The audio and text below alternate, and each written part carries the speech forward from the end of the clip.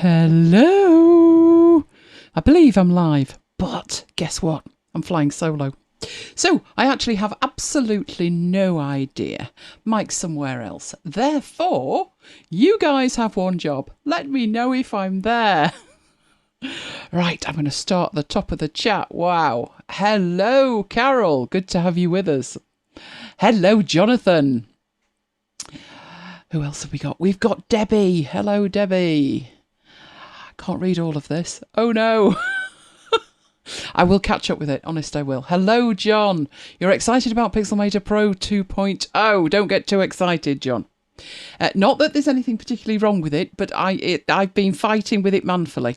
So tonight will be a first look, but not to spoil what's coming up. I'll do a whole session on it, like I did last time, which I think was about an hour and 40 minutes.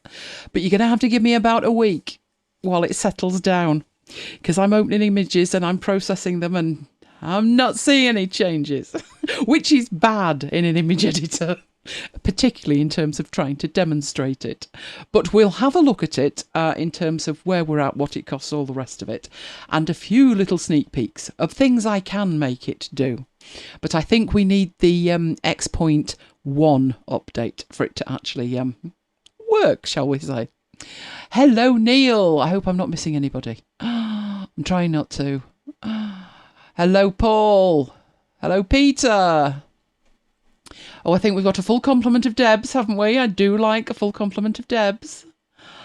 I think I've got you all. Oh, Mike's there. He's in the other room at a party. Don't ask. Long story. Yes, the technology's been a bit, let's fight it, but there you go. Hello, Renee. Good evening to you. Right, it looks like we're okay to go, doesn't it? Now, anything could happen tonight. It's been a bit of a week.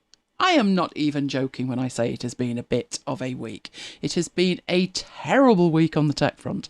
But I will share it all with you, and then you will know how bad it's been, and you will feel my pain. Why have I got that there? I do not want that there. Right, okay. Hopefully, seamless transition there. Right, what have we got coming up tonight? Show 103. Unbelievable. Right, we've got the week at MacBites headquarters. We've got some updates. Various updates have happened this week. I'm still waiting for some bigger updates to applications that I thought, Biggles is out and M1 is out. Let's get there, but we'll see. Then we've got the first look at Pixelmator Pro, but as I said, it is only a first look at Pixelmator Pro because half of it isn't playing ball with me. Then we've got part 2 of the typography options in Affinity Publisher, getting down and dirty with the fonts today.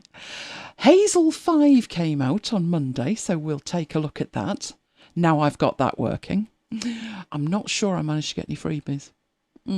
I have, but it's been a week. You'll understand. When you see the week at MacBites headquarters, you'll realise it's a miracle I'm actually sat here. Then Mike's going to do some conversions if he can tear himself away from his party, which by then I'm sure it'll have all wrapped up for the night. Then we're going to look at typography options in Affinity Publisher in the real world. I have a book, and I will be creating a cover for it with some options from the typography.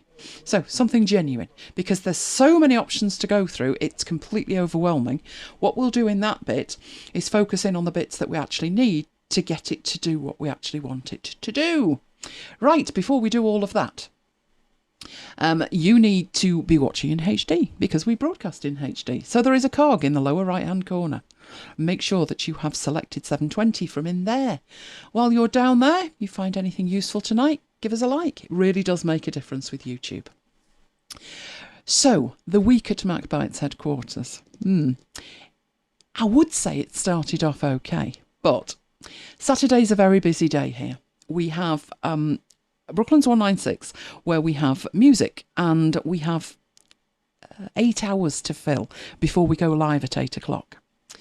So there were 9 shows that I needed to do. I managed to pre-record 7, in addition to the 2 live shows that we do on a Saturday, Marooned and by request. So I could spend the day firefighting. I don't like spending the day firefighting. Do you guys like spending the day firefighting? Not me, no. But this is what happened. We knew it was going to be a bad day, didn't we? On Friday the 13th. Firefighting what? Oh, the keynote nightmare of Friday the 13th. I may have briefly mentioned it last week that, things weren't... there was a lot of paddling going on. Let's say that. There was a lot of paddling going on. Because disaster struck. It's not the first time. Whether it'll be the last remains to be seen. But the issue is, and I've experienced this is the third time. You know that thing about 3 strikes and you're out? That's why I was firefighting. It was 8:15 on Friday night, so 45 minutes from showtime. I'm in the middle of wrapping up the presentation creation and Keynote dies a death in the middle of it. No matter what I did, it wasn't having it. It just, not only would it not auto-save, it wouldn't save full stop. As I said, I've had it before, but last time it was worse than that. It just deleted the slides and didn't tell me. So at least it's telling me this time. But the problem I've got at this stage is 8:15. I've not got time to recreate. I think there were about 150 slides. Yeah, not got time for that. But it also couldn't be manually saved. Let me know in the chat, have you ever seen this? It's not just Keynote. My research tells me it's not just Keynote. It's been reported in Pages. It's been reported in Numbers. In fact, it can happen in any sandboxed application from the App Store that is saving a file, be it locally or in the cloud. But obviously in the cloud's even worse. But that's where I was at. I could not save it. So I thought, next step. Eventually, I just got this error message that says, your recent changes might be lost. This was probably about the 9th error message. So I'm thinking that message is about possibly the most useless error message ever to grace a dialog box. I'm about to go live, you stupid. Let's just say there's a strong possibility bad words were thought. Not said out loud, but bad words could possibly have been thought. For which read were. This message, which you can't even read the whole thing, unbelievably, that's worse. Because what it was saying to me was, Keynote proudly declaring it couldn't download the file from iCloud because, wait for it, it hadn't been able to upload it to iCloud. Catch-22, if ever I heard one. Did I mention it was 8:15 last Friday night? In the end, we're back to Saturday now. I spent the day salvaging what I could, like the world's most complicated jigsaw, piecing together all the slides from that night, which by this stage were in 3 separate files. So just in case this ever happens to you, you see that message, just OK it.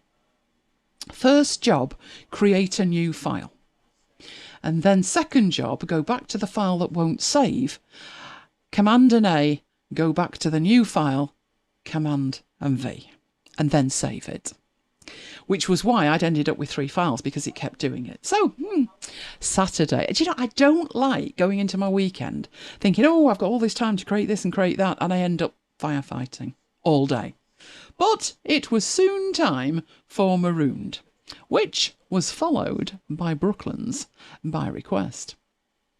I'm trying to remember what we did this week. I've got to see. Oh, yes, it was medical. It was medical, and it was fabulous. Then, just in the middle of all this, the Tesco order arrived, as if it wasn't all enough. But, big news, this is worthy of a drum roll, they did manage to deliver the lesser spotted fennel, of which there was a worldwide shortage last week. After the fun of that, what could I possibly do on Sunday to, could you say make matters worse? Well, at least the imminent data loss had gone by this point. But I was up early, very early, both for me and for a Sunday, because 2 factions were going to be locking horns, literally. I was going to look at Keynote and PowerPoint. After the Friday the 13th gate consideration was I was going to have to give consideration to the wisdom of continuing to use Keynote. I did briefly get annoyed with it last year, but came to my senses, went back to Keynote. And then when it lost the data about 3.5 months ago, I had a quick look at PowerPoint, ran away screaming. So this was the third time that Keynote had eaten my slides. Given that the file wouldn't save and all the other nightmares of trying to use it, I thought, need to look at the alternatives, which I would do in any circumstance. But given the main alternative is PowerPoint, it could be a case of jumping from the frying pan to the fire. But to be honest, something's going to need to change before Keynote and its antics actually do kill me. And while I think about it, can I just ask, what were the Apple designers thinking when they, air quotes, redesigned the Keynote icon? It's hideous. Absolutely hideous. But that was my Sunday. I hope you all had a better Sunday. But after all that, which one won? You tell me what you think and why, and I'll tell you at the end. Once I'd done all that, I settled down for some peace and I went to my book club. My book club is actually about Smart Notes. It's a book called Smart Notes. And you've already said you would like me to do a session on it. So we are coming to the end of book club shortly and I will do that. But just one more giggle before I got to bed. Yeah, up on the news came Boris Johnson self-isolating again. Laughed like a drain. So despite my bad weekend, finished off with a giggle, which took me to Monday. Oh, much excitement on Monday. We have a birthday. You're wondering who, aren't you? No guesses? I did mention it on Maroon the other day. After Hours was 2 on Monday. After Hours started as one show. We had a lot of new kit and we'd always promised that every time there was a really ropey Apple event, we must have one of our own. And that was it. But it didn't have number 1 on it at the time because we didn't know we were going to be carrying on with it. Oh, it was the first ever MacBites After Hours, which is still available if you want to watch it. Oh, there was a lot of tech on that one. But incoming new tech toys on a Monday morning, good grief. Yes, Hazel 5 was released. More on that later. I'm covering it and there was a bit of an issue. Then there was this announcement about a vaccine called Moderna. Not only did I look at that and think, oh, Moderna, I actually looked at it and thought, oh, hang on, which is named after which? Because Moderna had always been a font to me and that does look suspiciously similar. Which took us to Tuesday. Another giggle on Tuesday. You know the M1 chip that Apple had announced? There was much revelry regarding the M1 motorway in the UK when it was announced. The M1 motorway in the UK, if you are unaware, is the world's biggest car park. Not much moves on the M1, except this week.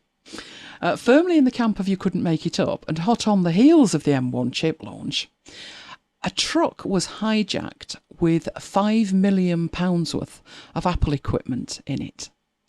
From the M1 motorway. I've never known anything move fast enough to be hijacked, but it did. I was actually thinking it's like the most amazing free advertising, isn't it? If you ignore the £5 million kit that's missing, because obviously the news was full of it, the M1 chip and Apple's stuff.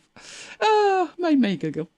So Wednesday came and I thought, right, I'll get ready for Friday, I thought. I'll install Hazel, I thought. That wasn't the wisest idea I'd ever had. Not on Wednesday it wasn't. More on that later. And how to avoid it. The next one on my hit list was Scrivener. Notice, new icon. I'm warming to it, but it's not as... It looks like distressed. It doesn't look as shiny as the other one. It looks distressed. But I moved on to the new Scrivener update. Don't ask. It wouldn't open some files and it needed its plist resetting. This is just a tiny update. Surely the day got better. I'm glad you asked. I am glad you asked. Drafts. I moved on to drafts. It was a minor update, they said. I actually do read the release notes. That, if you're unaware, is drafts. It basically opens a smallish window. Well, actually, there's two interfaces to it, but don't get confused. You open that, you type, you close it. Say, that's it. You don't need to save it. You don't need to do anything with it. You write it in Markdown. It's fabulous. Love it. To make it easier to work with, I changed the preferences. It has preferences. There they are. And in the middle, where it says main window shortcut, quick capture shortcut, capture clipboard shortcut, all of those, I changed them. Because unfortunately, they clash with every other app known to mankind. Because these are global shortcuts, and they had wired them to Command Option 1, 2, and 3, which is headings in everything. So, that thought. I do read the release notes. I carefully note that it says if you've changed the global hotkey shortcuts, you need to see the notes below. I look down to the notes below. Basically, they've rewritten the whole thing. You will need to reset them. Okay. What I then did was go back and make a note of what they actually were, just in case.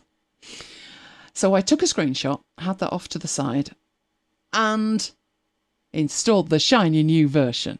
Head straight to the preferences to fix the shortcuts, because I use those shortcuts all the time. Without those shortcuts, as I said to Mike, might as well not bother. So, this was the preference pane. No amount of persuasion would show the preferences. It wasn't even the right size, because the preference pane's quite big if you think about it. Yeah. So I thought, oh, it's just a blip, just a blip. I restarted the app. No joy. Only one thing for it, I uninstalled the app. The next thing to do, bearing in mind, came from the App Store. Go and re-download it. The App Store refused to let me reinstall it. It rudely informed me it was already installed. I could assure it was not. I'd app-zapped it, so I was just as certain it was not. You know what that meant? Needed to reboot. Darn it. So I had to close everything down, reboot. While the iMac was pondering rebooting, I thought I might as well try drafts on the MacBook Air. Now, the MacBook Air is the one that's proudly sporting the shiny new Biggles installation. I get the MacBook Air out while the iMac's rebooting. I opens the App Store. That was what I saw. Can you imagine my state of mind by this point? It clearly needed a reboot. So I rebooted the MacBook Air, and luckily, by the time they'd all finished playing around, I went back to the iMac. There's the app actually being reinstalled. There's my app, I thought. So after a reboot, after resetting everything, here we go. Let's go and change those shortcuts. Yeah, that wasn't happening. This, of course, meant I was going to have to waste more time. Remember I mentioned it's a miracle I'm here tonight at all. This is why. I then had to go and research, is it just me? Or has everybody got a problem? And this is where my time goes, the story of my week. Turns out I wasn't alone. But obviously the issue you've got is once you've installed it from the App Store, you can't roll it back. And he can't get something in the App Store faster than they can review it. His only option would have been to go for expedited review, but you only get so many of those before you're out. He did, however, within an hour, have a beta version that we can download for free, and it fixed it. So, only 4 hours lost in the midst of all of that. Bear in mind this is Wednesday. Pixelmator Pro 2 appeared. Like, whoa, that was scheduled for Thursday. But it arrived on Wednesday, and it is rather nice, if you're into that kind of thing. So we will have a brief look at that and some history with it and why and how we are where we are, which got me to Thursday. Now, obviously, by this stage, I was in need of some catch-up, wasn't I? This is what catch-up looks like. Activity on my watch? Yeah, 24-hour shift. Judging by Thursday and Friday, I'll sleep tomorrow. Don't disturb me tomorrow. I need some sleep. I didn't get to bed this morning till 10 o'clock. And then I managed about 4 hours and then I went on mop again. Yes, it was busy. So, Friday wasn't any easier. Obviously, it's two-show Friday, but tonight there was more. Do you remember the halcyon days we used to share photos like this when we'd been out? That was 3 years ago, a ladies' night we went to. Oh, it was a fabulous night. Mike, who obviously had been doing his air guitar for quite a while, got groupies that night. Both those ladies were there tonight as well, because tonight was ladies' night, virtual style. Mike is actually in his dinner jacket and tugs. I've managed to extricate myself from my finery, although the dangly earrings do feel a bit weird for a MacBites after hours, and I am here. But it was literally a meal. Obviously, we were all in our own homes on Zoom, but it was a meal with breakout rooms where people were chatting. Then there were speeches and all the rest of it. It's actually still going on. I had to extricate myself to come talk to you guys. But Mike's still in there having a ball. So that was my week. Let me know about your week. Tell me your week was easier than my week. In the midst of my week, I got a little billy-do about ScreenFlow and Biggles. Now, Paul said it was working absolutely fine, and this was a while ago on a beta. But we now have the official proclamation from Telestream themselves. They're not usually this much on the ball, to be honest with you, but the crux of the matter is, if it's critical, don't upgrade to Biggles. A bit late for that, already done it on the MacBook Air. It's only tiny things that aren't working, apparently, at the moment. So, Paul's had success with it. I've tried it on the MacBook Air, but the official line is maybe stay away from it until.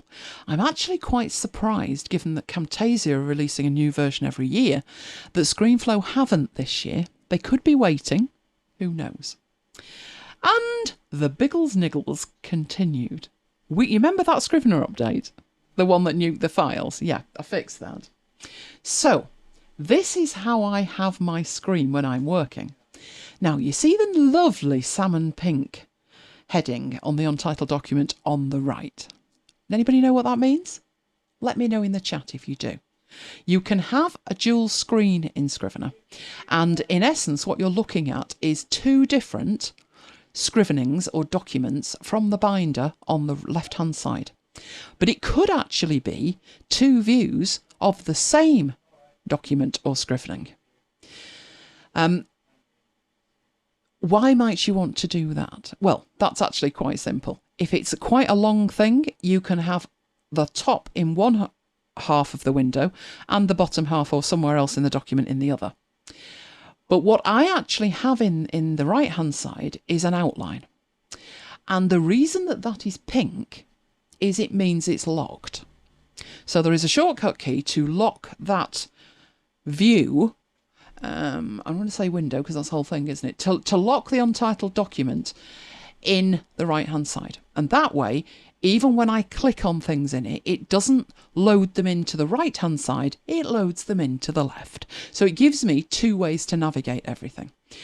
And I can glance at that and know I've locked it. I installs the update. I looked, I thought, is that locked? Where's my salmon pink? It's the only thing I like in salmon pink. Where's it gone? They've changed that because of Apple's new human interface guidelines. Fabulous, I thought. I much prefer the other one. How do I know it's locked, I thought? That little icon, apparently. Does everybody at Apple have beyond, like, instead of 20/20 vision, do they have 200/200 vision? Because that just looks like a speck on the screen to me. I much prefer the other one. Why not let us have an option? But with all the Biggles stuff, this is what seems to be happening. We've got less and less, much fewer options to everything that we do. One good thing came out, though. Let me know if you've tried this. There's been an update to 1Password, which is really nice. There's a QR code there in the corner if you want to go read the piece. But what they're letting you do is unlock 1Password with your watch. And I thought, oh yes. Because on my MacBook Air, it's got the fingerprint ID, but it also, I've hooked it up to the Apple Watch. And whenever it requests a password or I lift the lid, the watch automatically deals with it. And if it does need a password, I can double click the big button on the watch at the bottom, and that's it. And what this is going to give you is the ability to actually unlock one password with your watch. Oh, I was excited. I installed it on my iMac. Yeah, that didn't work. Apparently, it's got to have very specific hardware to work with it. So I'm presuming younger than my iMac, which is 2017 model. I will try it and let you know. But that did actually look something. It's one of those things I would have just dismissed. But it might, yeah, it could need Big Sur on my Mac. Might have to try that.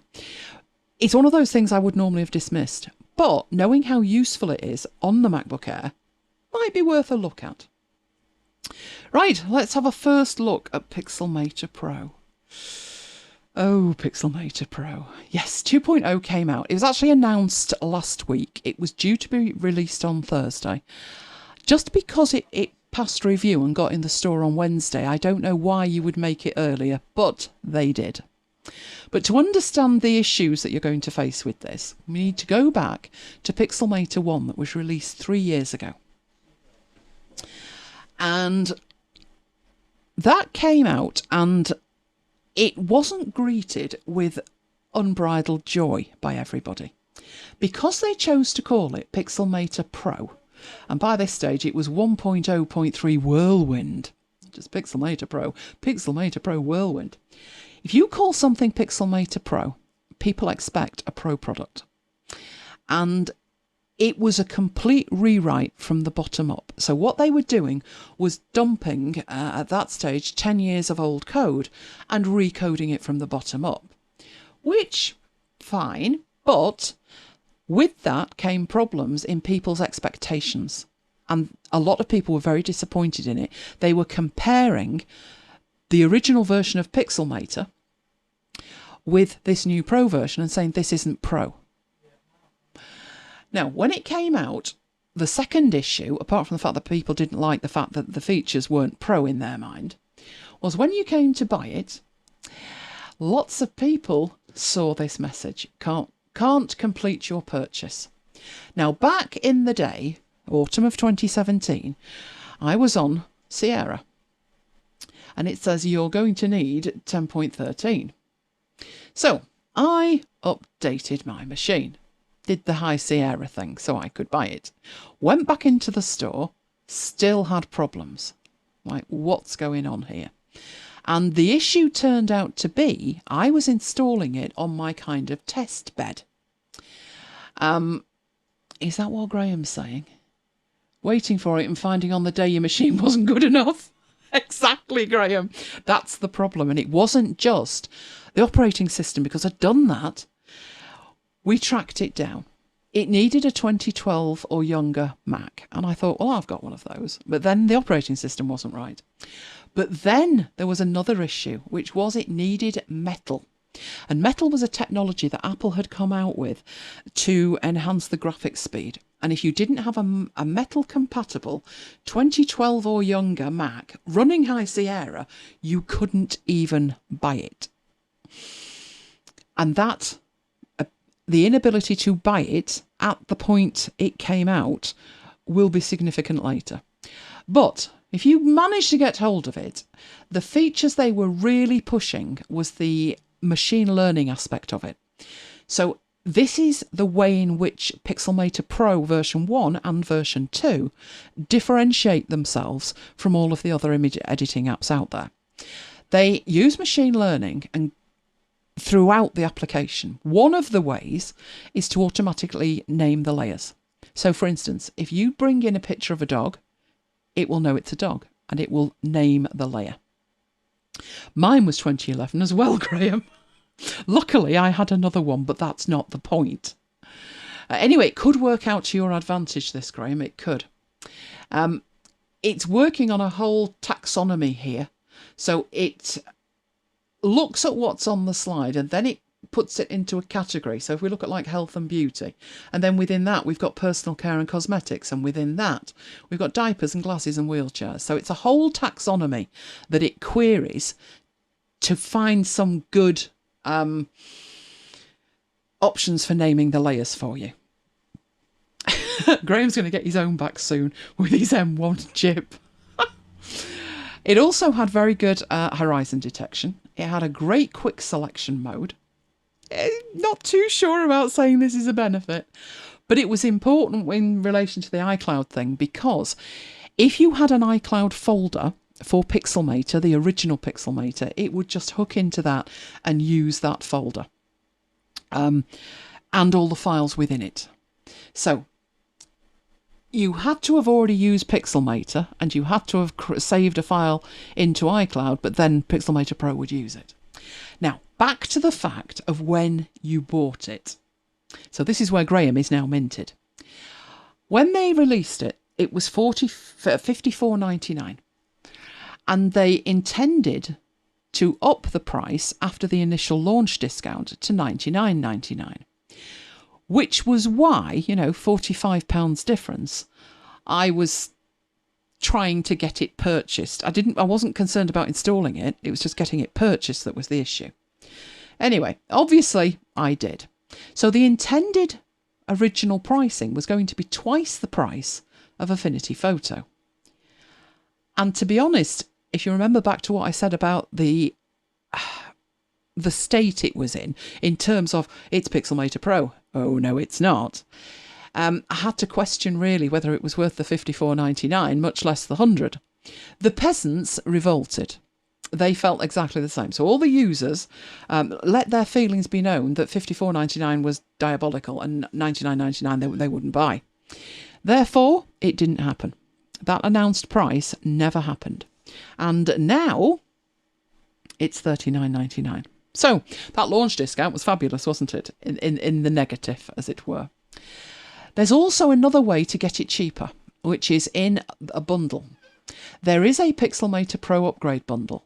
Now, it's an Apple thing where if you have already bought Pixelmator, but you have not yet purchased Pixelmator Pro, instead of going to the Pixelmator Pro page, go to the bundle page.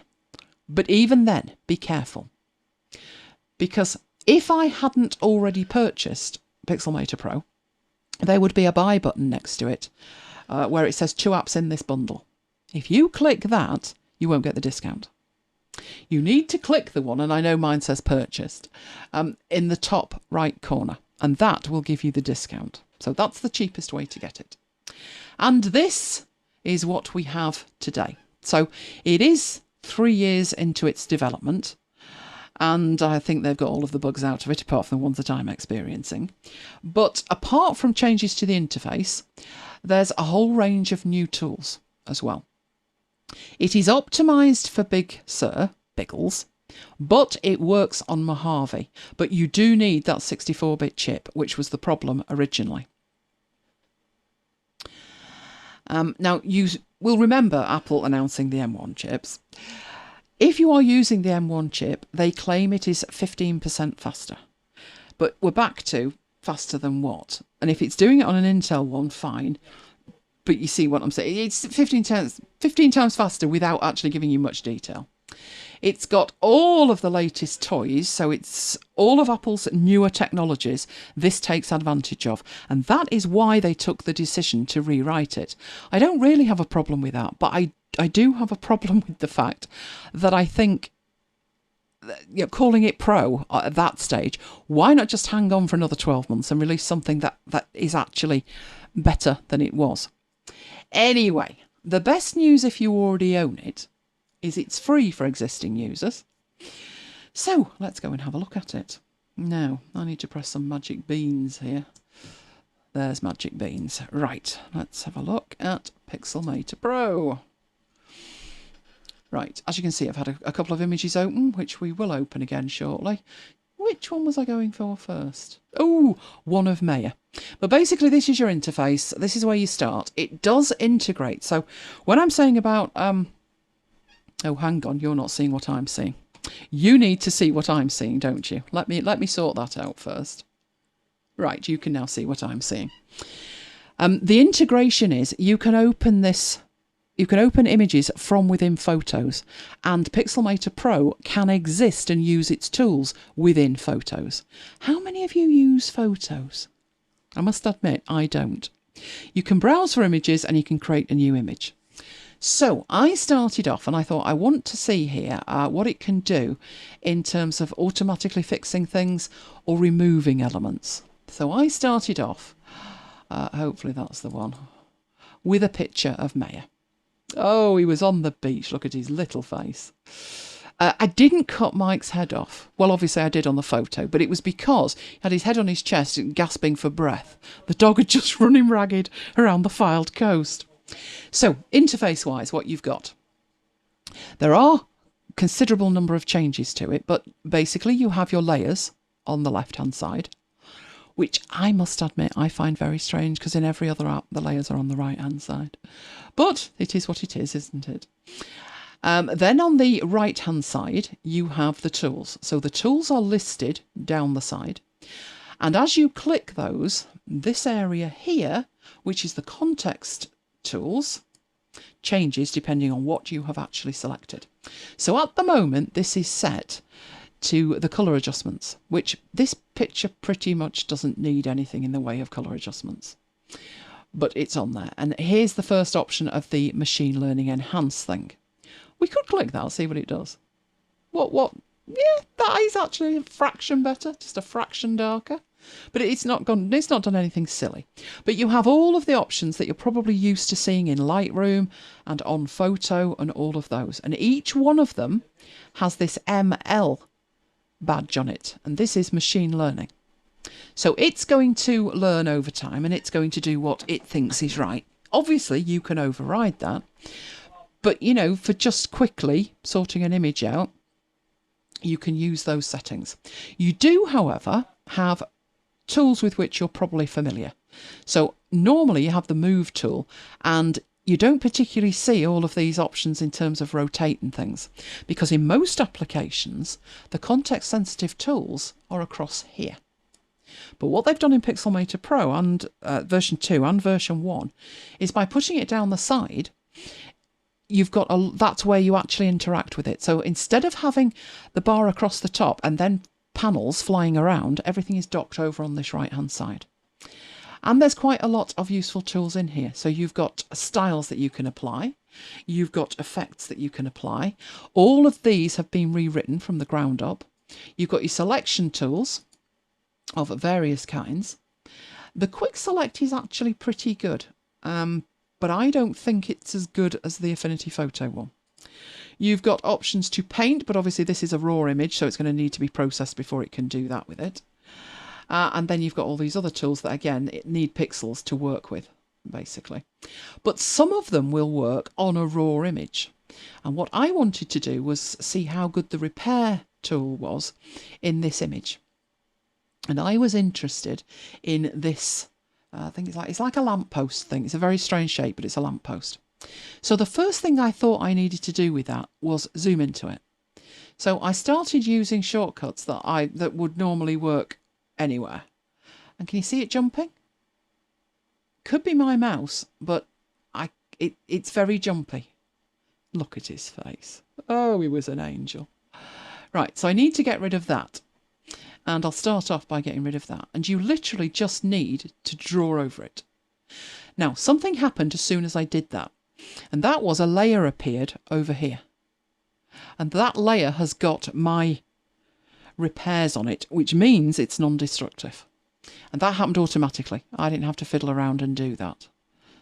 Right, so let's just draw around these. The trick when you're trying to remove this is to get just enough either side so it can make a distinction between the object you want to remove and the background. That is pretty good. That is pretty good. And then I needed to zoom out again and then it all got jumpy again. Once I'd done that bit, I thought, I wonder what it could do over here.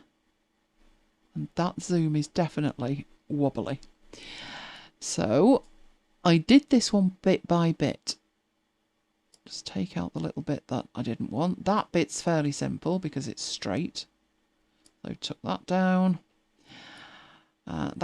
It's not a clock tower. It looks like it, but it's off the shopping arcade. This one a bit trickier. It didn't do as well on this, but it's a bit soft around the edges at the bottom, and that was the bit that didn't do very well. But I am literally doing nothing clever with this at all. I am just drawing on it. Now, it didn't do bad here in terms of it's straight, but you know, colour-wise it's a bit ropey. And that bit there may need something different rather than that. It just keeps redefining it, but not bad. The only thing was, when I saw it like that and thought, well, the sky's great, then Mike really does need a head, doesn't he? Because it does look strange. I think I was sat on the floor at the time. Anyway, he was barking because we'd stopped. If we were out of the house and not moving, this was a major problem for him. So that was why he was barking. But the only options that you have on the repair tool are you can choose the brush size, and the standard keys work. So the square brackets take it up and down in size. And the only other option you've got is the sample all layers, which is the default. I wish that was the default in Affinity Photo. Absolutely. Could it put Mike's head on? It's for taking things away, really, Jonathan, not adding them. I did actually try and totally remove Mike, but it did make a strange shape of the dog. But, you know, why not try it? Why not try? Oh, that jumping is driving me mad. It just will not smoothly go in. Let's try and get rid of him. Should have taken oxygen. I mean, obviously it's a bit tricky because you've got the fur at the edge. That would be simple at the top. It would have no problem getting rid of that at all. So draw around it and give yourself enough of an edge and then fill in the middle. But it turned the dog's fur funny. He went a funny shape. Poor Maya. That's actually worse than the first time that I did it. You could probably take that out and mask it in if you wanted to. It would need more work. And to be honest with you, I'm not sure the tools in here are up to allowing you to do that amount of work with it. But time will tell, because you can see how jumpy it is at the moment. Oh, that's a good point, isn't it? If I'm going to do something like that, pro tip, don't leave his leg behind at the bottom. What would it make of that? I think that's going to need the clone stamp tool to maintain the gap between it. But you get the idea. What I will say about it is this is a fairly decent spec computer, but it is 3.5 years old. It's got 64 gig of RAM. It's not straining doing this at all. And considering that I'm broadcasting to you, recording the screen, recording the audio, and doing everything else that I'm doing, not bad. Tracy passively uses photos. That's a fantastic expression. I love that. I contemplated it for assets for presentations and things, but it lacked one feature. You cannot manually organise stuff. You have to, when you do the sort, it has to be by some of the meta, and I just wanted to reorganise them in the way I wanted to reorganise them. So that was the end of the love affair there, I'm afraid. Right, so it does a pretty decent job with things like that. Let's close that one down. I do think I had my other one. Which one's this? 0354, so that one could be that one. There it is. Believe it or not, that was taken with an amazing DSLR camera that got itself giddy. On auto, that's what it did with it, which was not a good thing. Now, if that had taken it as a JPEG, there's a couple of things you could do to make that a workable image. But you'd be limited in the fact that if it was a JPEG, where it's white, so where the dog's fur is, and you can barely see him, and all of this where it's blown out, you would not be able to recover that information because it would not be there. But this is a raw image. So when I got back with it, I was actually quite pleased. We were at a scarecrow festival in a village called Ray, W-R-A-Y. Look it up online if you're interested. Fabulous place. Really need to take Lola back there at some point. You know, when we can leave the house again. And the entire village for 2 weeks put out scarecrows all over the place. And I don't just mean scarecrows like that look like scarecrows. They had somebody had actually got an old panda car, a police car, and put 3 scarecrows in it dressed up as police. I've got some images somewhere of somebody who had an old motorbike a racing bike, and they'd put a scarecrow on top of it. So this one happens to be from The Wizard of Oz. This is the Cowardly Lion, who didn't look too pleased when Maya was barking at him. So I wanted to keep the photo because it's a really happy memory for us. But, you know, it look at it. Where do you start trying to fix that? And actually, it's quite easy when it's a raw file. So the camera got confused because it was so bright. But the first thing we can do in here is if we go back to the colour adjustments, you have got options that you can choose from. So you've got modern films, classic film, cinematography, all kinds of looks. So urban and grungy and things like that. But that's not really what I'm looking for. I'm not looking at a perfect image that I'm trying to make even better. You know, I'm actually looking at an image that's got problems and I need to fix the problems, and then I can work out the rest of it. But remember this ML Enhance button? Why don't we just try that? See what it can do. What does it think's wrong with it? And that's not bad. It's got the colour back in the sky. The dog's always going to be a little bit bright, but if I just undo that, let's try the zooming in thing again, because, you know, we had such fun with it. You can see there's something on there, but once you've done your ML Enhance, you can actually really clearly read that. So it's not perfect. Oh, that's zooming. Ah! No, it won't move. It's not bad. It needs a little bit of help. What I would probably do with that is increase the saturation a bit, because we're definitely missing, it was a beautiful day that, we're definitely missing some of the colours. And the exposure, take that down a bit. At which point I can start to see Maya's ears, and I can see the face on this, which was totally blown out. You'll see, obviously, this camera was it's 14 years old now, but because of the light and the amount of the light, you can see a kind of purple haze on it, but not bad. And then, of course, I mean, obviously he was a scarecrow, so he was propped up against a lamppost. But seeing as though you can't really see the lamppost until you get to his head, then you could go back to the repair tool and see how good that would be at taking that away. So I'm having it just fractionally wider than that, going down, and as long as I don't lose too much of his head. Actually, it's put more in, hasn't it? But to be honest, you get away with that. It's a scarecrow. But if you want to get rid of it, let's try to take that off there. And obviously, the more time you take with it, the better. There you go. And we have one happy scarecrow. And recovered. So, I did have that image over here. Not in that folder, but I had it. Here we go.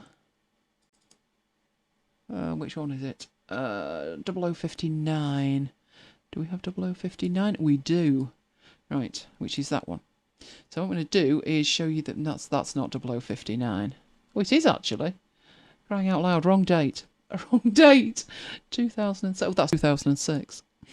2007 059. Is it that one? It is. Right. So let's try and get these on the same screen. That was what we started with. We make that smaller. And that's what we ended up with, without actually too much effort on our part, even in terms of understanding the options. 2 tools, and you've recovered it. Oh, happy, happy memories. You see his lead? You might be wondering why his lead is blue and red. That's 3 leads wrapped around each other, and 3 leads attached to a harness and his collar, because that boy could break anything. We went in and we bought this lead, and we were saying with the lead, how strong are they? And he showed us this, they've got like an advertising poster. It says you can pull a truck with it. He snapped it within a week. That's why he had 3 of them. Bless his little cotton socks. So what I will intend to do with this is spend more time with it, try and get that zoom fixed for a start, and then do a whole session. In terms of what's new that you can actually look at straight away, though, one of the big things is the workspace.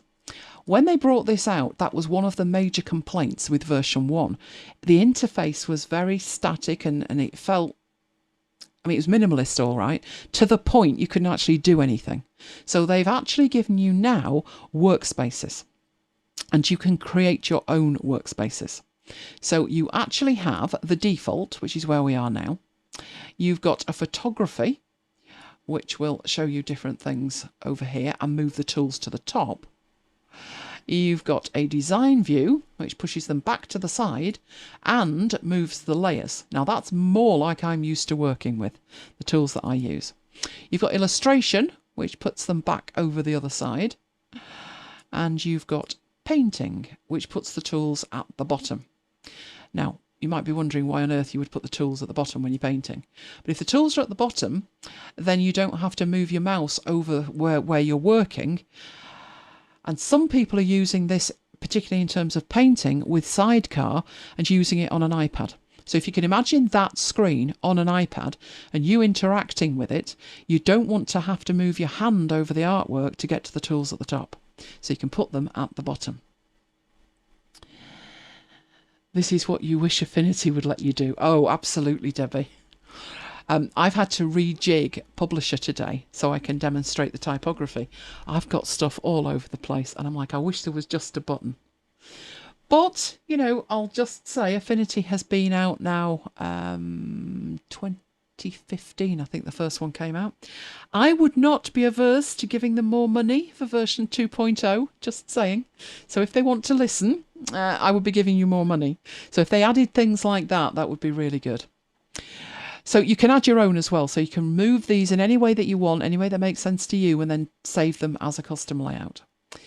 And you've also got this, which I thought was interesting and quite important, preserve non-destructive edits, which was why this layer appeared with the repairs on it. And then you've got an option here of saving it to iCloud or saving it to pictures. And there's even a little pencil option there as well. Lovely.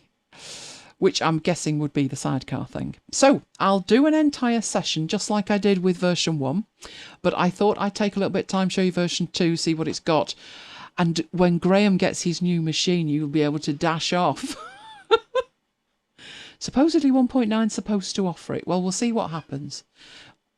I'm thinking all that Affinity have added, when you think about what the issue was with this when it came out, that people were saying it wasn't pro. It was a cut down version of Pixelmator, the existing Pixelmator. It wasn't pro.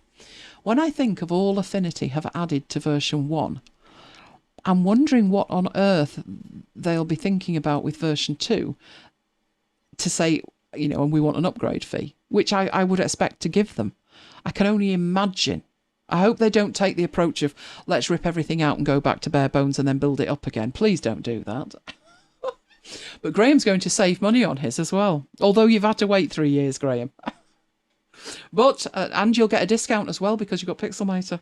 What can I say? They'll basically be just giving it to you, Graham. Shame about the price of the machine to actually get hold of to buy it, really, isn't it? That you'll need to run it. But there you go. I will say, no, I don't want to do that. Oh, go away. Go away. No. And no. Right. There we go. Right. Let's head back. Hang on a minute. No, we're not heading back in there. We are going over here. I've got to do different things tonight. Different things tonight. Which will become apparent. Right, next one. Oh, Hazel. Hazel 5. Hopefully you'll be seeing that any second now. There we go. Hazel 5. Right, Monday started with new toys, as I said, Hazel 5. Now, Hazel 5, I rely on. It's one of those apps. You install it, you configure it, and you forget it until you think, oh, I wish I could do X. And at that point, you remember you've got Hazel and you go in and you tweak it and then you come out again and you forget for the rest of the year. But this one was going to be quite a big update. According to the blurb and everything that they sent out. So I downloaded it to install it. Now, normally, when you install Hazel, it installs into the system preferences as a system preferences panel, a pane. This time it's not going to. So this time it's a separate application. So I installed it and I ended up with a trial mode. So those that you see there, this was the calamity that, or should I say another calamity that befell me this week. Right. What you're seeing there are the rules or the folders containing, well, the folders that the rules are applied to. And they came from version 4. So, first thing, it did do that. It imported everything from version 4. I had to give it all the usual permissions and stuff. And then I got the message saying that my license was for a previous version. And that, obviously, I was aware of that. Now, the wording of that is quite interesting because it says it will run in evaluation mode. Normally we call things trial mode, don't we? But they call it evaluation mode, and that's actually important for what happened next. But as it says, it's going to expire on the 2nd of December, which was 2 weeks to the day after I installed it.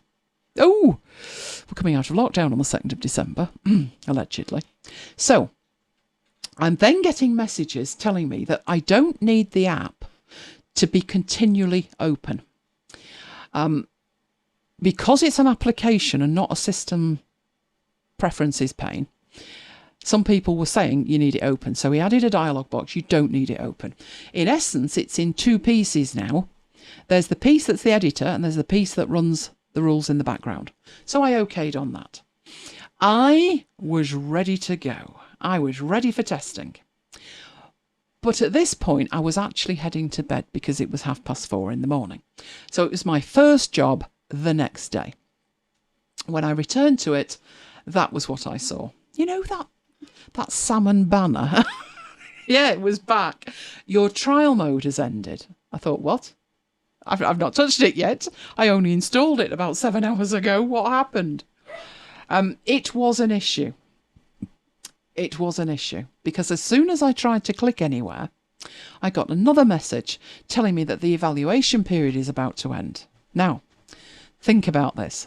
Evaluation period, trial mode. Are they one and the same?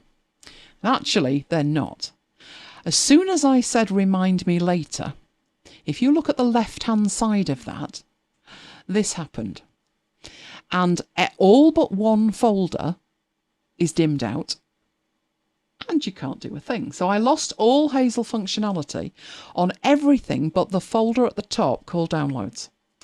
That is a limit of the demo mode, which we'll talk about shortly. Obviously, the easy fix is to buy it.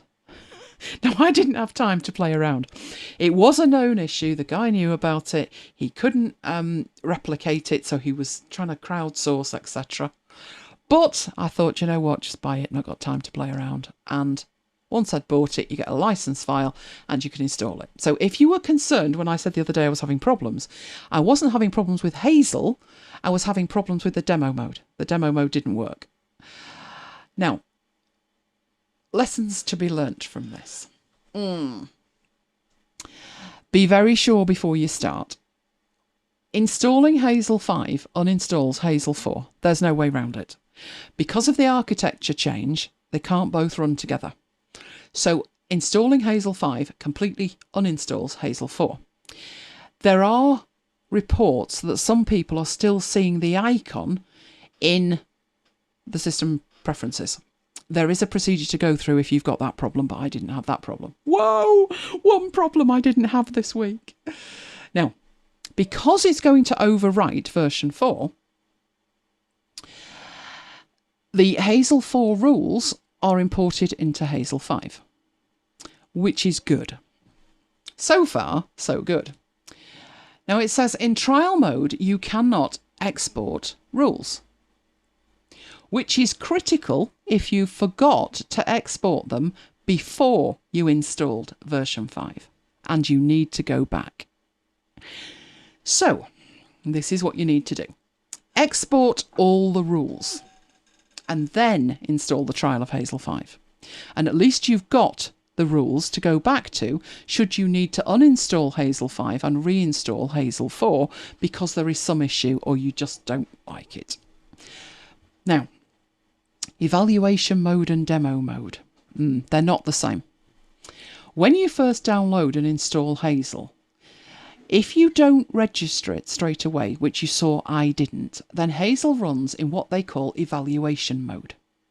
And in evaluation mode, you have access to all the features except exporting the rules. So the thing works exactly as if you'd purchased it, except you can't export the rules. That mode lasts for 14 days.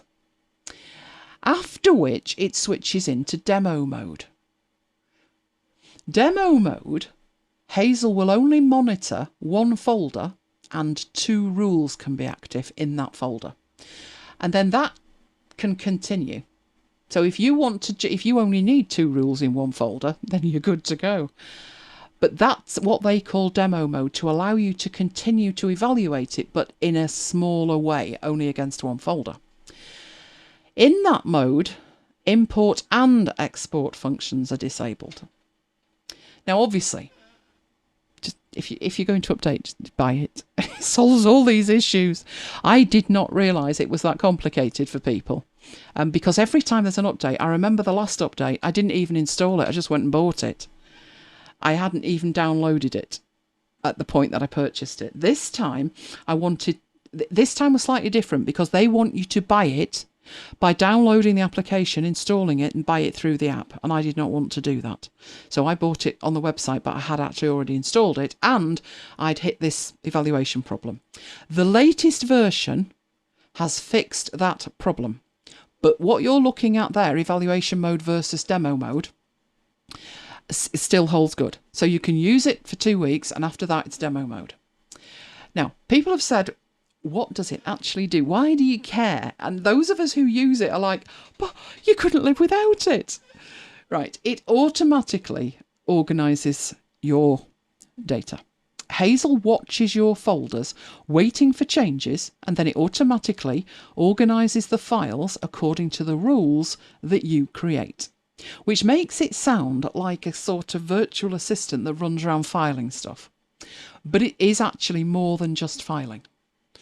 You can set it to open files, open applications. You can set it to archive files.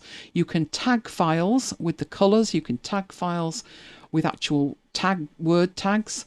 You can upload them to cloud services for backup. You can duplicate them. You can sort them. It's pretty amazing what it can actually do. One feature that I never ever use, but other people do, is trash management.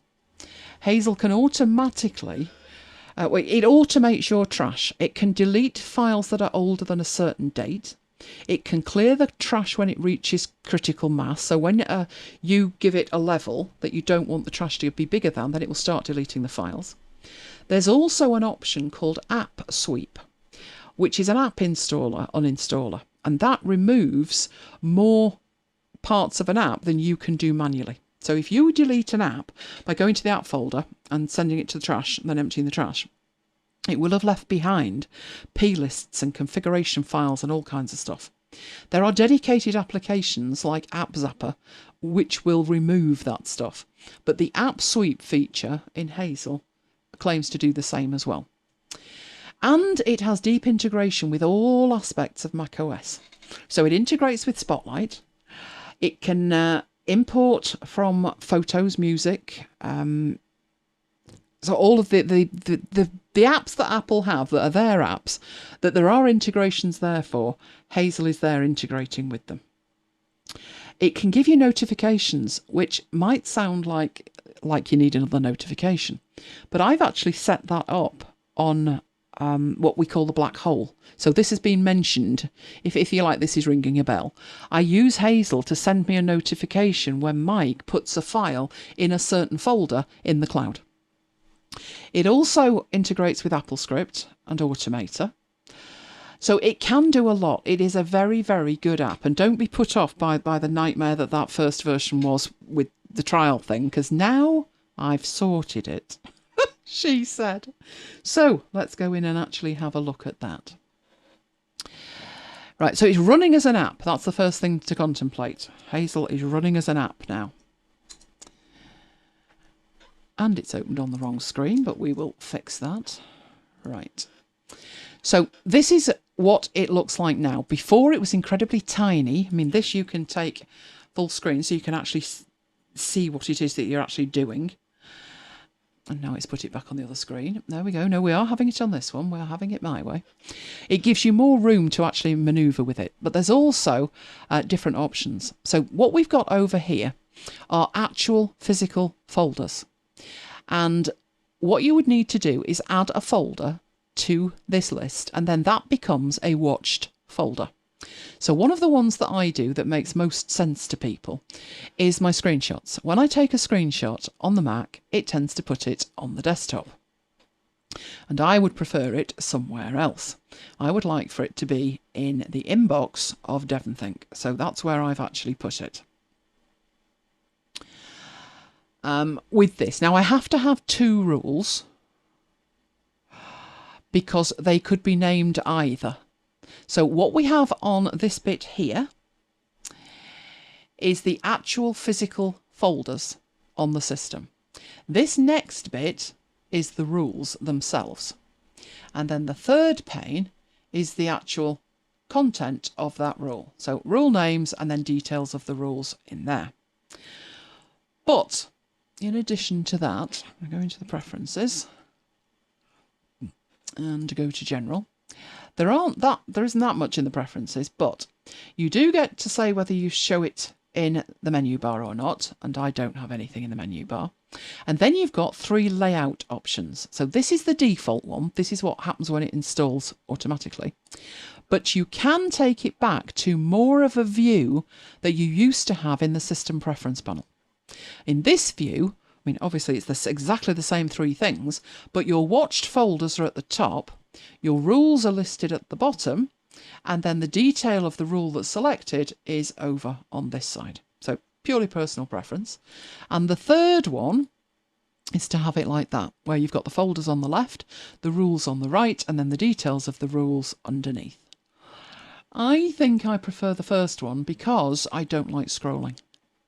So I would be able to see more folders and more rules and not lose that much in terms of the actual rule content over here myself. So I'd probably stick with that. While we are in here, this is where you configure the trash options. So I find this quite, well, I actually do. When I say dangerous, yes and no. What you do if you put tick in that box is if anything's in the trash and it's been there for more than a week, it will delete it. But I delete my trash every single day. But I know other people who literally use the trash as storage and are shocked when it's emptied. I can't imagine doing that. I bet Jonathan knows somebody who does that. I would never do that, but some people do. They just want it like, maybe they want it off their desktop, but they don't actually want to delete it. Then put it somewhere else. Don't put it in the trash. But if you want your trash managed on a weekly basis or whatever, so if I put a tick in the box, oh, then I need to go into privacy. Don't you love this? Cancel or allow. Come on, where you go. Drag the Hazel icon into the list. That's right, make it complicated. Now I've got to go find the Hazel icon. Oh. Looking for a finder window. Come on. Why do I decide to do daft tricks like this? And nothing is working until I do that. Like, oh, can I drag this icon? Oh, good. No, I can't. I think it has to be the right one, unless I want to unlock it first. Let's try that first. Oh, there's my watch. Right, can we do it that way? Awesome. Right. Don't know about you, but I am sick and tired of doing that 20 times a day. Right, we were in the preferences. We were talking about deleting from the trash. Right. So more than 1 week or an hour, a day, a month or a year. A year? Oh, Graham, you are separated at birth. That's exactly what I do. I don't really know why the trash is there. Unless I have something automatically deleting. Which I don't. Everything is backed up. So I do like my monthly backups. So within a month, I have a folder called Current Month, and the backups from Scrivener go in it. And on the last day, at 23:59, I make copies of them elsewhere and then delete them and they go in the trash. But to be honest, they might as well just be nuked. They only go in the trash because I can't actually nuke them. But I am so like that. I'm anal with the trash, what can I say? But if you want this to manage it, then that's what you can do with it. You can choose to keep it under a certain size. I want 1 gig. When I put stuff in the trash that I've copied to other drives, it can be like 400 gig. Oh, this would have a fit if I left this turned on. I won't do. But these are the options that you've got. So I won't be doing that. And then this one at the bottom is the Enable App Sweep, which is when an application is put in the bin to delete it. App Sweep will offer to uninstall the application by taking away all of the other files. And there is then an option to have multi-user sweep. So if you're deleting it, it can delete from other people's application folders. Just off the top of my head, because I'm not enabling it, that's going to need an admin password to work. Trust me on that. But there's very little in the sort of general preferences and the trash preferences. In advanced, we've got notifications for stuff and updates. Dare I do that? Oh, you're kidding me. No, I will have to do that later. I'm working on the one that didn't work on the trial. So this is the original, but there is already one out and that's what it fixed. Oh, Jonathan doesn't like the trash icon when it's not empty. Do you know, I agree with you. And have you noticed, and this is driving me insane as well, in the UK, if you're set to British, which obviously you need to be for times and currencies, it's now called the bin. It's the trash can. It's always been the trash can. So half the interface is referring to it as the bin, and half the interface is calling it trash. Hello. Hello. You finished your party? Well, there's 5 of them left, so I'm leaving them to talk. It's all right. I'm fine. No, you carry on. Okay. Oh, we're fine, aren't we, gang? He'll be in shortly. Right. So, where are we at here? So, look to the preferences. There is one extra thing that this one does. I haven't configured it yet, but you know, we could try it. If it breaks anything, never mind, she said through gritted teeth. But you've got options up here to add a folder to Hazel to monitor. So for that to work, we can get rid of that now. Right, let's make a folder on here. We'll call it Hazel. Right. Now it's actually already watching the desktop, but if I wanted to add that one, then I can click this button here, which will head off, actually go to the desktop, and then I can open that and it adds the folder. Now anything that happens in there I can create rules for. But this Hazel folder and the desktop folder, they are related in a kind of way because the Hazel folder is in the desktop. This is new, this second option, which is to create a new folder group, which is a group. So if I said all things desktop and put the desktop in it and put Hazel in it, now I've tidied it up. So that's new. We didn't have that before. It's not actually a proper folder, so it's a bit strange that the icons are the same. It's more of a holding area for you to do that. I can understand they've put it in this way rather than have it as a folder, because the folders have rules attached to them and you don't want to kind of visualize the fact that the grouping is a folder. So I would call that a group. They've actually called it, yeah, they've called it both really, a folder group. But that's what that's for. That's new. So that's actually quite handy to tidy things up. Right. And then in here, you then create the rules. So options in here, you can import the rules. And this is where you can export all the rules. So in here, I've got these two that I particularly use. And I can go in there and export the rules. And it'll be the rules that I actually have selected. I put these in Dropbox. And a while ago, I would have been like everybody else with, oh, where am I going to put this? I'll have to make a backup folder and all the rest of it. But actually, no, I've simplified it completely so I know exactly where everything goes. So in here, this is my Dropbox.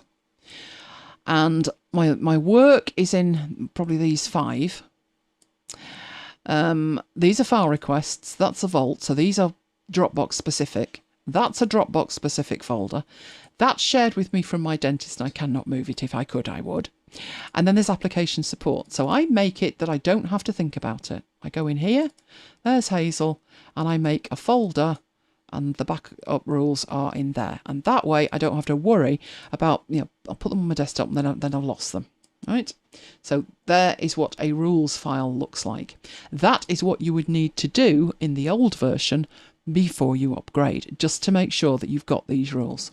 Another way to do it, if you've got to a point where you've done the 5 and you didn't back them up and you need to go back, is obviously to click in here. It's a long-winded process, but you could take a screenshot and then recreate them based on the screenshot. Sometimes I do that as well. If I'm documenting a process and part of it is automated in Hazel, I'll take a screenshot and I'll then put numbers on it and I will explain why I've done what I've done.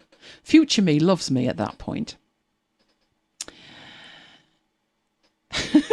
Oh, Tracy, do you think they'll ever get down to that level of granularity?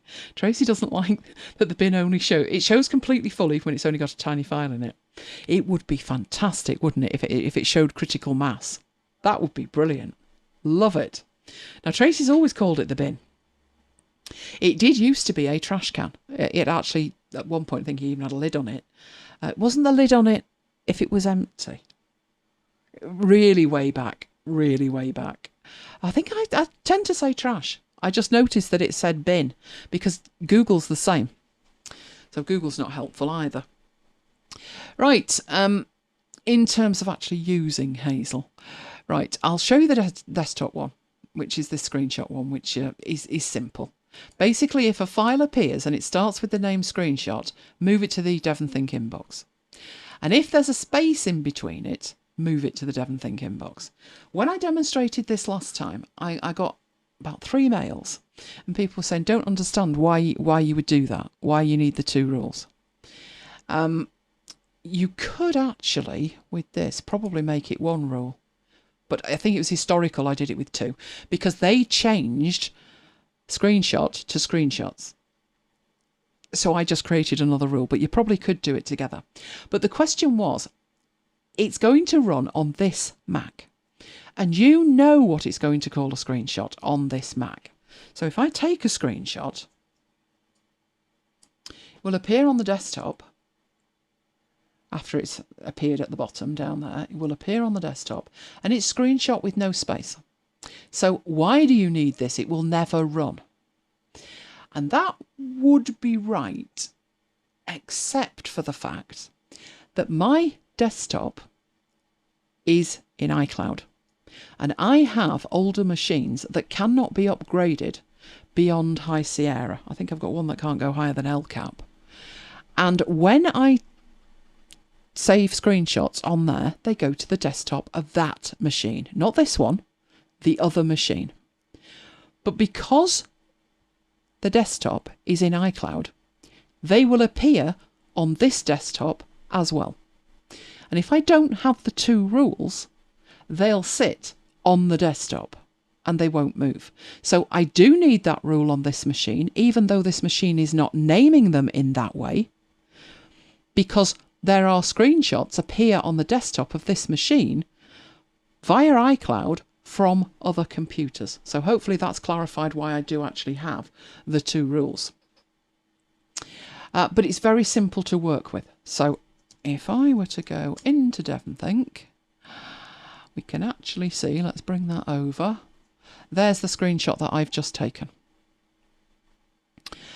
So it automatically appears in there. It's actually even filed in screenshots. So these are all my screenshots. That was Pixelmator. These were Pixelmator today for the presentation. So that's what I'm doing with them. But let's make a rule that something happens to the ones in here. So we'll go to the Hazel folder. And you then have your options here to make a new rule. You also have in there where you can check the status of the current rules, but be careful with that. Some of that wasn't working on this version that I'm using. And this one will pause the rules. Now you can see you've also got some interface glitches going on there. Those buttons are moving for absolutely no good reason. I think this machine is possessed. So we have a new rule. It's in this Hazel folder. What do we want this to do? So if I were to put some Hazel rules in there, so these files here that I can create. So let's say I wanted to back up the Hazel rules. Then you need to tell it two things. In what circumstances to do this, and to what. So first of all, what? So where the name is. Well, the name could be anything, because if you export those rules, it could be anything. So the name would have to, is not wouldn't work, contains wouldn't work. We are definitely looking for, oh, I thought we could do a, ooh, hang on, it's not the name, it's the extension, that's what I'm looking for. Where the extension is Hazel Rules. And to make sure that I actually spell that right, I'm going to go in there and pick it up. So that way, it doesn't matter what it's called. If the extension is Hazel Rules, what I tell it next will happen to that file. Right, what do I want to happen to it? Now, there's a lot that you can have happen to it. I would actually like to move this because there's no point in having it on the desktop. I need it much tidier than that. So I'll elect to move it, and then where do I want to move it to? And I want to move it to another location because I already have somewhere to back this up to. So I'm going to click on Other, and I'm going to go to Dropbox. And in my Application Support folder, I have Hazel. Now, I tend to put it in folders with names, etc. But I'm going to keep this simple and just say put it in the root of Hazel.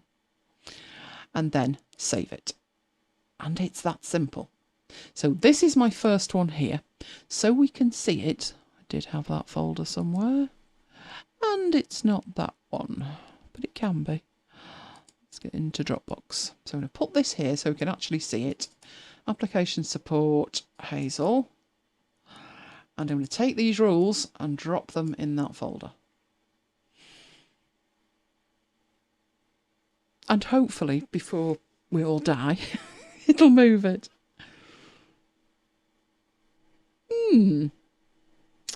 Oh, come on. The minute I move, I swear it'll do it. Well, there's no reason that's not working, apart from the fact it's not working. Do you know what I said about the week I'd had on software? What is weird about that is, there's absolutely... Do you have to put the dot in? Because this one's working. We've just seen it work. Both of them are working. In fact, this one's being clever. It's renaming it first as well. So it matches without that. I have no idea why that is not working, but it's not working. Move it to the Hazel folder. No reason it's... Oh, hang on.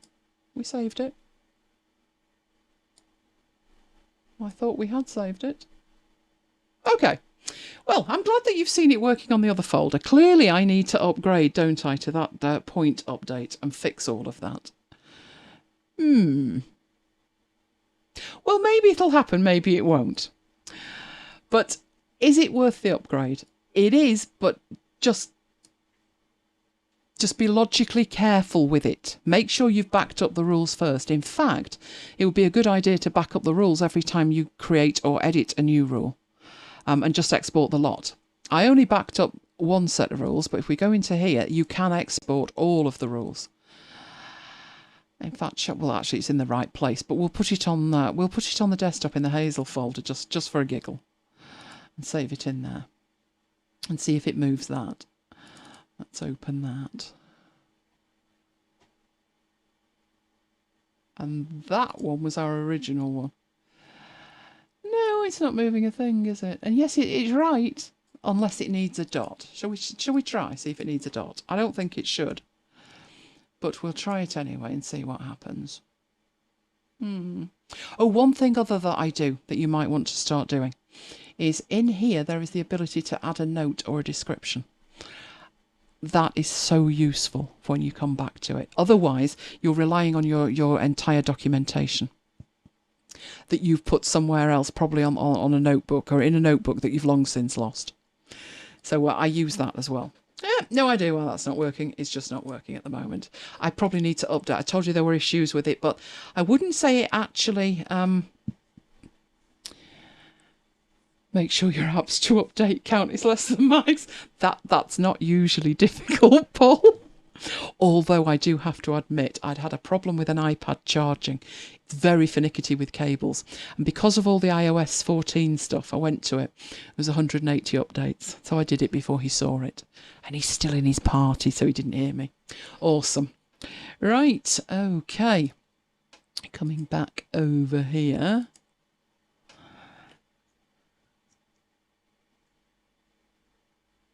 Typography options in Affinity Publisher. Is Jonathan still awake?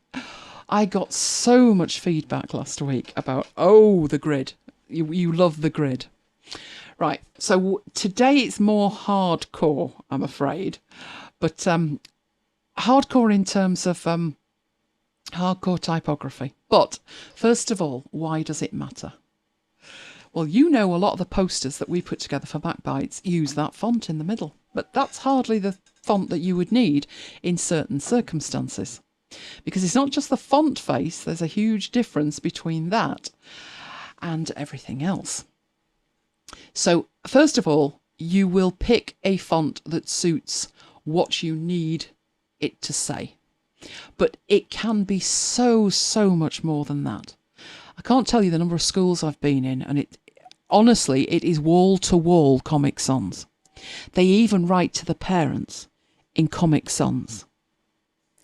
The official font of the school is Comic Sans. It drives me insane. But it's not just the font itself. It can be the layout and how the size of it, the weight of it, lots of things. It's layout and beyond. Who remembers this? That is what Warren Beatty should have been seeing. What he was actually seeing was that. And hence he announced, knowing that he was announcing the best picture, the only picture that's on there is La La Land. And that was why that was announced. Now, if you look at that, a guy wrote a blog post and he completely redesigned it and said what's wrong with it is, although the winners do like to keep the card afterwards, is there any need to say the Oscars on it at the top? And what if you imagine somebody stood there and saying, and the winner of the Oscar for XYZ is, why is that at the bottom in the smallest font on the page? Why not make it that it's branded nicely, but that there is a hierarchy? So if you're announcing the best picture and you look at the card, you know that's not the best picture card, which was the mistake. He'd been handed the card for the actress in a leading role. So if that had looked like that, actress in a leading role, Emma Stone, would that have been read out? Probably not. And yet it's got all the same elements on it. So it's the font, yes, but it's also the layout of it, the order of it, the emphasis of it. And does the information really need to be there? Obviously, that was a very high-profile issue, but then there was Miss Universe. That was the actual card that the announcer was looking at. Under pressure, how quick would you be absolutely certain who had won? Key there being under pressure. What on earth's the second runner-up? You mean the one who came third? Why not just 1, 2 and 3? Or in this case, 3, 2 and 1. So this person who was redoing all of these things, I mean, you've also got elimination card and 3 to 1 and blah, blah, blah. What? You've not got time. You do not have time. If that was the nuclear launch codes, it would be badly designed, and it's just as badly designed for that. Third place, US. Second place, Colombia. The winner was Philippines. Simple as that. Another one was, and this did tickle me given where we're at, this is Florida's butterfly ballot paper from the year 2000. And we all know what happened then. And apparently lots of people were voting for Pat Buchanan and the Reform Party thinking that was the Democratic one.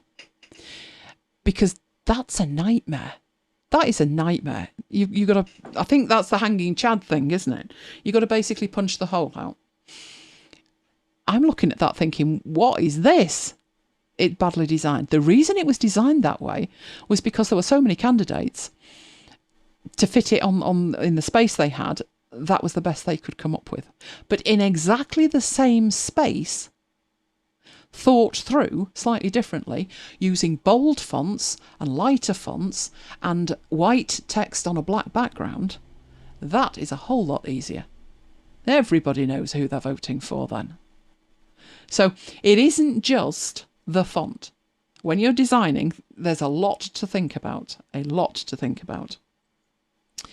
Right, let's go in and have a look where we were at last week. So, Affinity Publisher. Right, first thing we looked at was the baseline grid. The reason that I separated out the baseline grid was that's underpinning all of the rest of it. All of everything else we look at, and there is a lot to it. As you can see, I have geared this thing up ready so we can see all of it. There's a lot to think about, a lot. And the baseline grid was just the beginning. So I will look at A Christmas Carol, where we've got some text in here. At the moment, that is not using a baseline grid. So if we pull this down, not lined up properly at all. Actually, that's not too bad. That is, though, it's cutting right through it. So no, not great at all. So I would always suggest that you start with that. So just as a quick recap, we went to view, we went to make sure that we had the baseline grid shown, and even though there is a tick in that, we're not seeing it.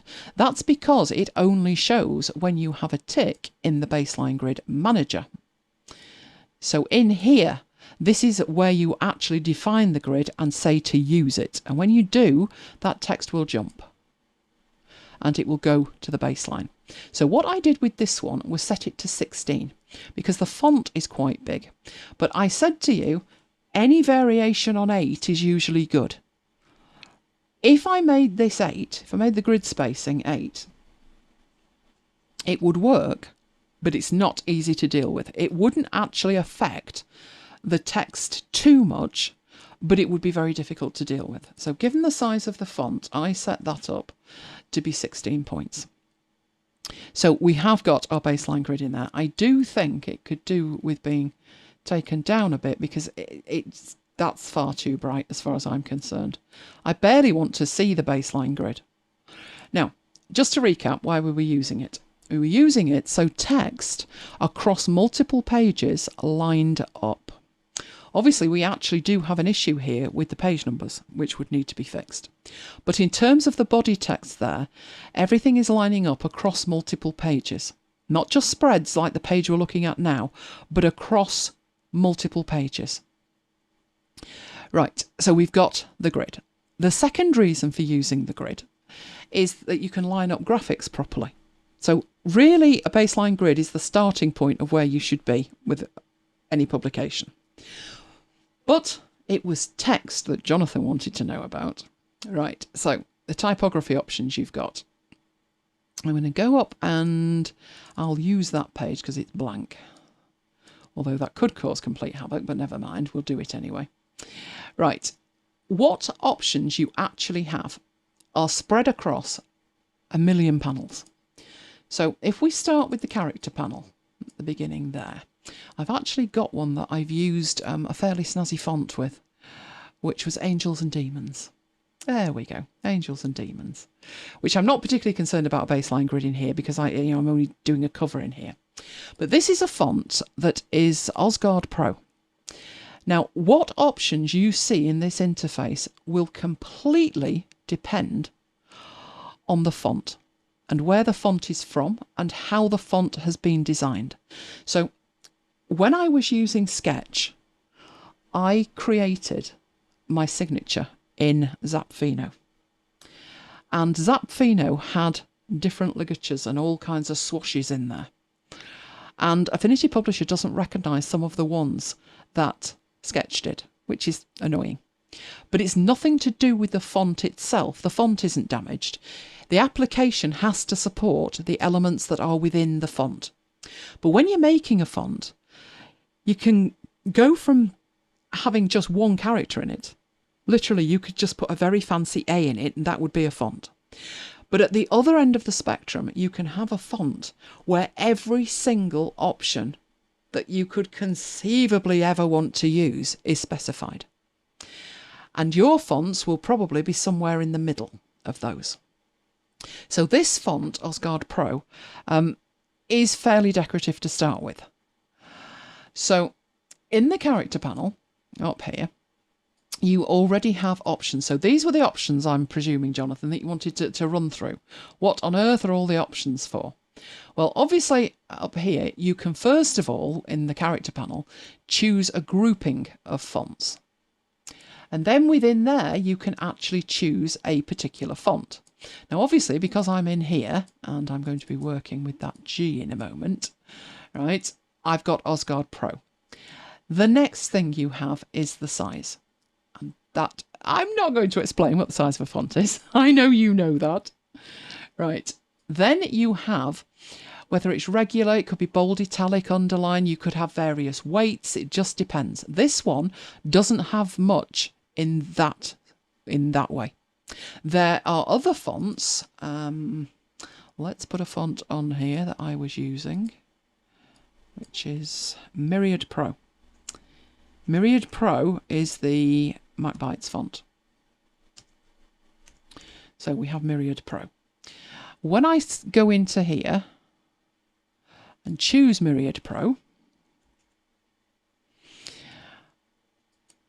there are a million different versions of it.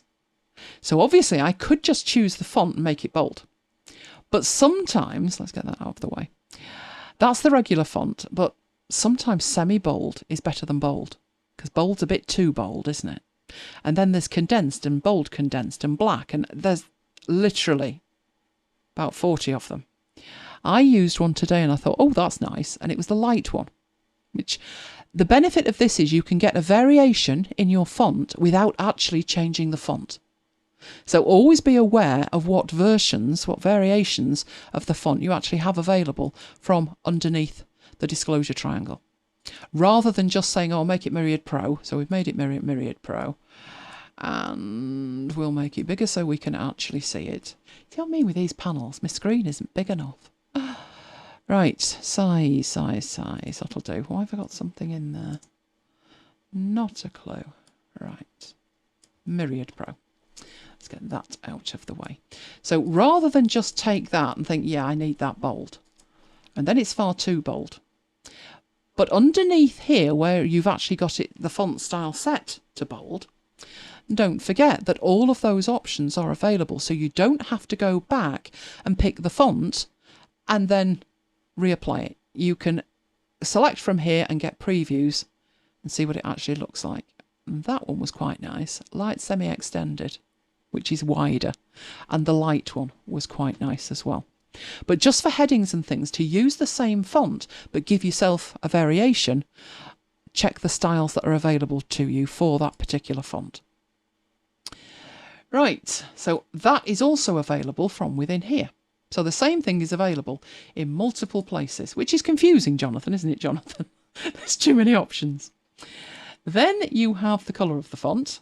So you can change that in there if you want to. There we go. I should have it nice MacBites orange. There we go. And you also have in there, let's turn that on, the background.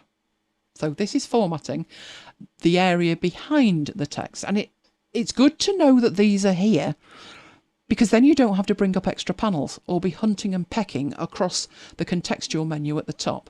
So there is some logic to how this has actually been put together, which makes a change, doesn't it?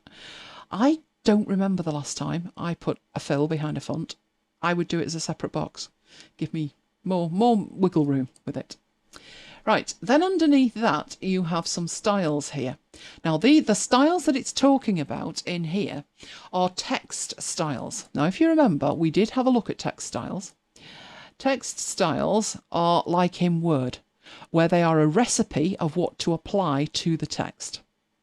So they are also available from the character panel, but the only ones you're seeing in here are character styles. So there is a character style of emphasis, strong emphasis. But you could create a new one. So if you particularly like that one, and should we put something on it? No, we'll just add one, right? You can actually add a character style, and you can give the style a name. So we'll just put test. You can base it on it, and these are all the things that we looked at when we did that. Typography wise, you've got your characters, and you can set your fonts. You've got other typography options in here. So all of the stuff that we're about to have a look at can be included in a style. I'm just showing you that that is actually available from up there. So if we now go in there, I thought we had that.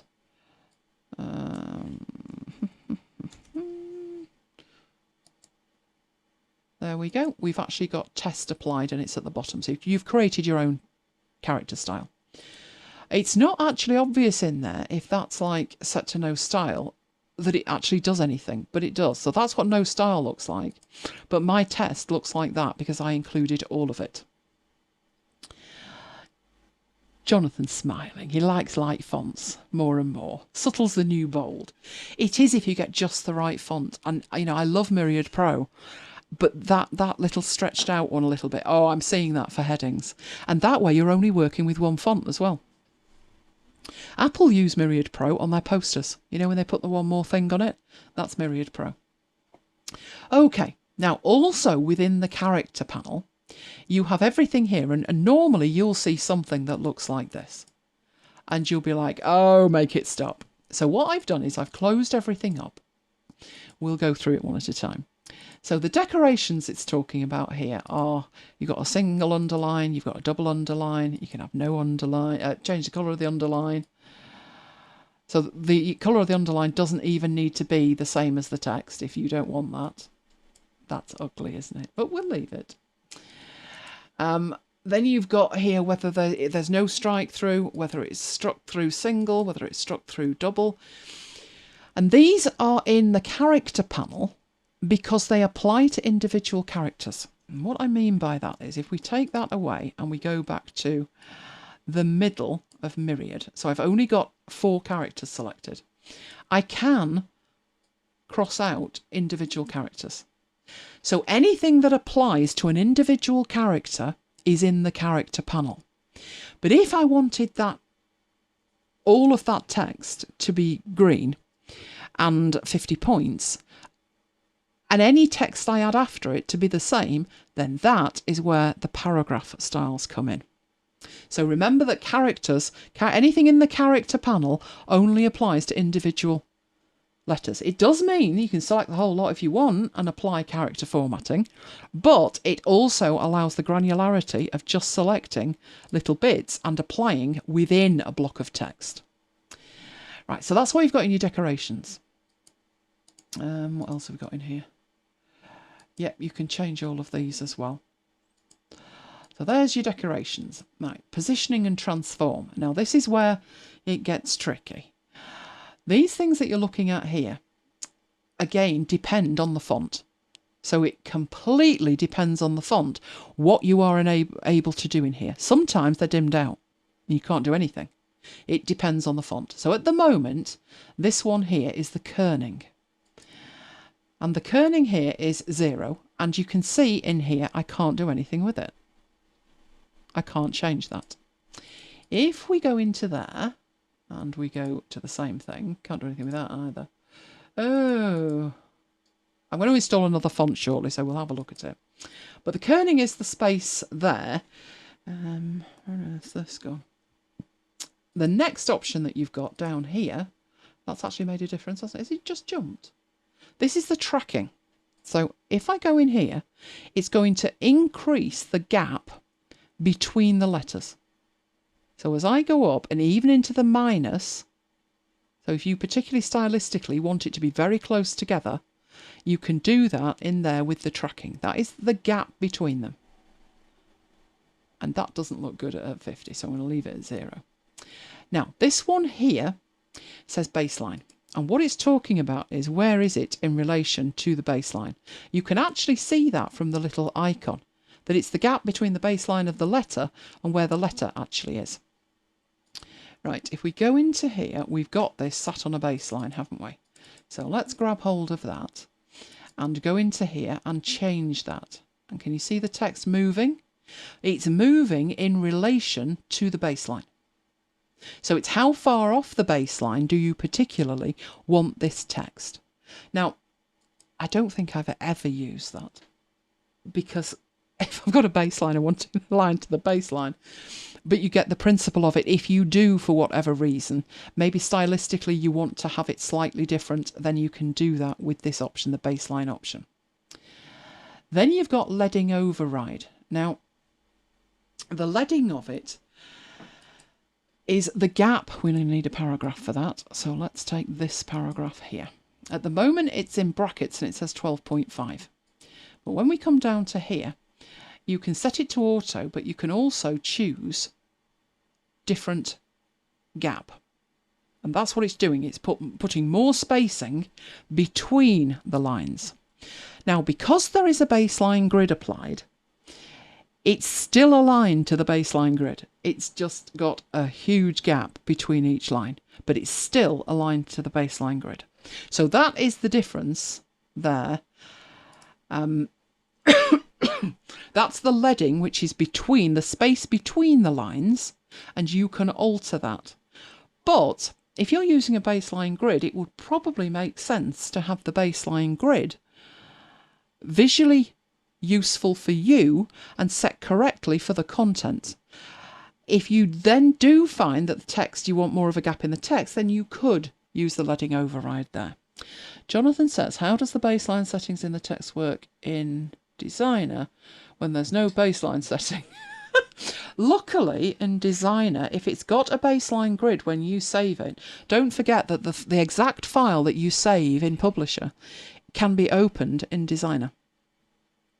So everything that's in Publisher in relation to the typography is semi-supported in Designer in terms of it knows what it is, but there's no interface maybe to allow you to go in and edit it, which is exactly the same position you're in with tables.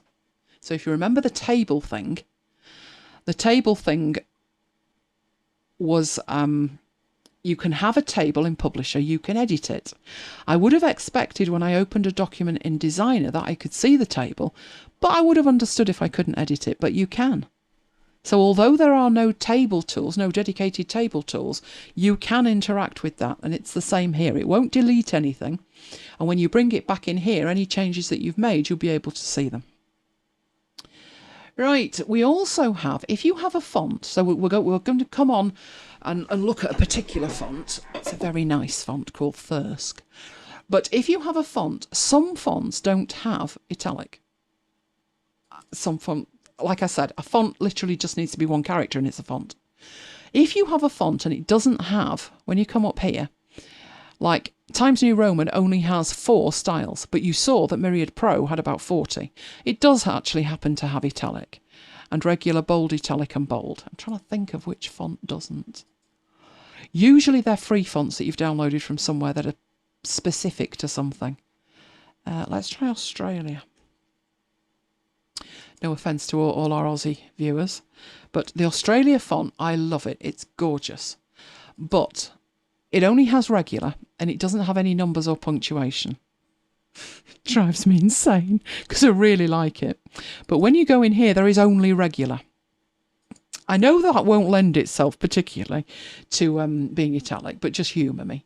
There is no way to make it italic. When you look in here, if you do not have a style for bold italic, then bold and italic are dimmed out, and that's why, because there's no style for it.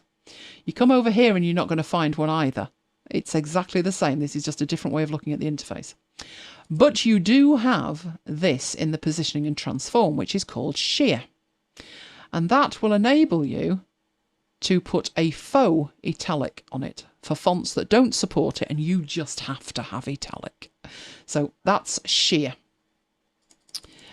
Let's take that back a bit because it looks ridiculous. In fact, we're going to need that shortly, so I'll put it back to 0.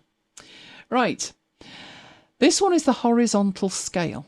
So we'll work with this little bit there. Right, you can take down how much space one word takes or increase it with the horizontal scale. So you are stretching it out or contracting it. Now sometimes you'll see a word like stretched out like that, more than contracted. So something like 150% within a book. And that's what it is. It's the horizontal scale. This one, guess what? The vertical scale. So now I've stretched it, the fonts, I've kind of lost the look of the font. But if I increase it... Now, why would I do it this way rather than with a style? Because you know that I can create styles that are character styles and they apply to just what's selected. So I could make, instead of doing it by scaling it, I could say, well, you know, this font here, the standard font that I'm working with is 12, and that one there, I want that to be like, you know, 16. So I could make a style called, you know, big words. Let's name the style so we understand what they are. A style of big words. And why would that be a really bad idea? Should we put Jonathan on the spot? Like Mastermind. Just like Mastermind, Jonathan.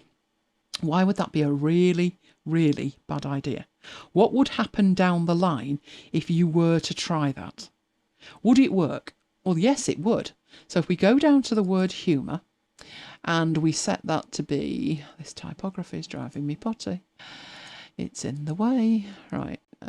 Yeah, 16, 18. Looks similar, doesn't it? That looks about right. So I could take that and I could do what we did before in the no style bit, and I could add a new style and I could call it big words. And I'm done. I could then go and choose another word like that one. And from the style drop down, I can choose big words. It looks the same. Jonathan gives up, doesn't know. Well, the thing is, what you've said with this one is, make it 18 points. Make it 18 points. But this one is a percentage of whatever the text size is underneath it. So if we change the text size, if we look at that, that's still saying 12. So if I grab hold of that and I change the font to 20, that is still 150% of the font size.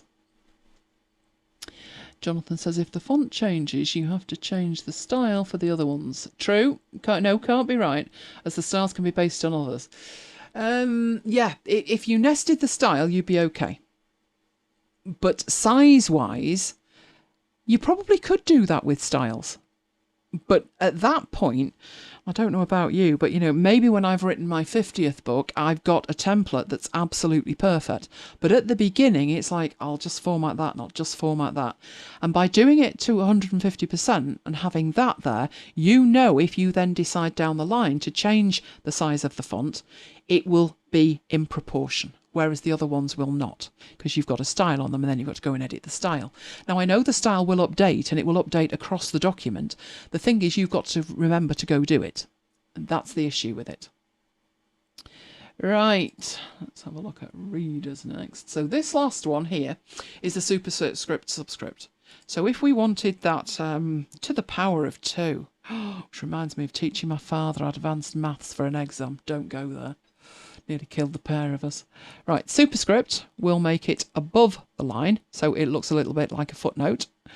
And we're going to put in there is it H2O, and you can put that on. That one goes down, so we'll grab that one, and that one will be subscript, and that will be below the line like that. And again, by doing it that way, and I have seen people try and put like the TH in on a number manually. Don't do that, because again, when you change the size of the font, it will change proportionally. It will be in the right position and it will be the right size. And all of that was in positioning and transform. Whoa, that's only the second one. Right, the typography is more complicated. So let's go into our angels and demons here. And I've got another one to have a laugh with you with. Right, so all I did with my Osgard Pro was type that in. Not done anything clever with it. But in the typography options here, and again, this very much depends on the font. At the moment, it's got standard ligatures. Ligatures are links between the letters. So just to show you, giggles with biggles, we've got here the G's. They're one type of G, and these are another type of G. So it's letters like L, L, F, F, what else can BB together. It's when two letters are together and what they actually look like. Now, what exactly you see in here will depend on your font. So that's the standard one. You can toggle that off, and you have contextual alternatives. Now, all of this will make much more sense if we actually opened up, clicked on this button here, and it doesn't seem to do anything. That's because it's been annoying us all night, but we've dragged it back in, which is typography. So that, if I close that, this button here in the typography section of character actually brings back the typography. Now, in here, you've got lots of options, as you can see, whether you have standard, which toggles this on and off. Everything that you see in here is what you've got in here. So I can toggle these on, and you've got alternatives. So if I grab this G, in fact, I'll grab both the G's. You have stylistic alternatives. So that's a G that looks like a very much lowercase G. It actually doesn't look bad on that font, doesn't it? But it's very different than the default one. And sometimes you've got others. Some of the differences are incredibly subtle. I think one of them, the difference between the default, not that one, is it that one and that one? The difference was a point here. It was really tiny.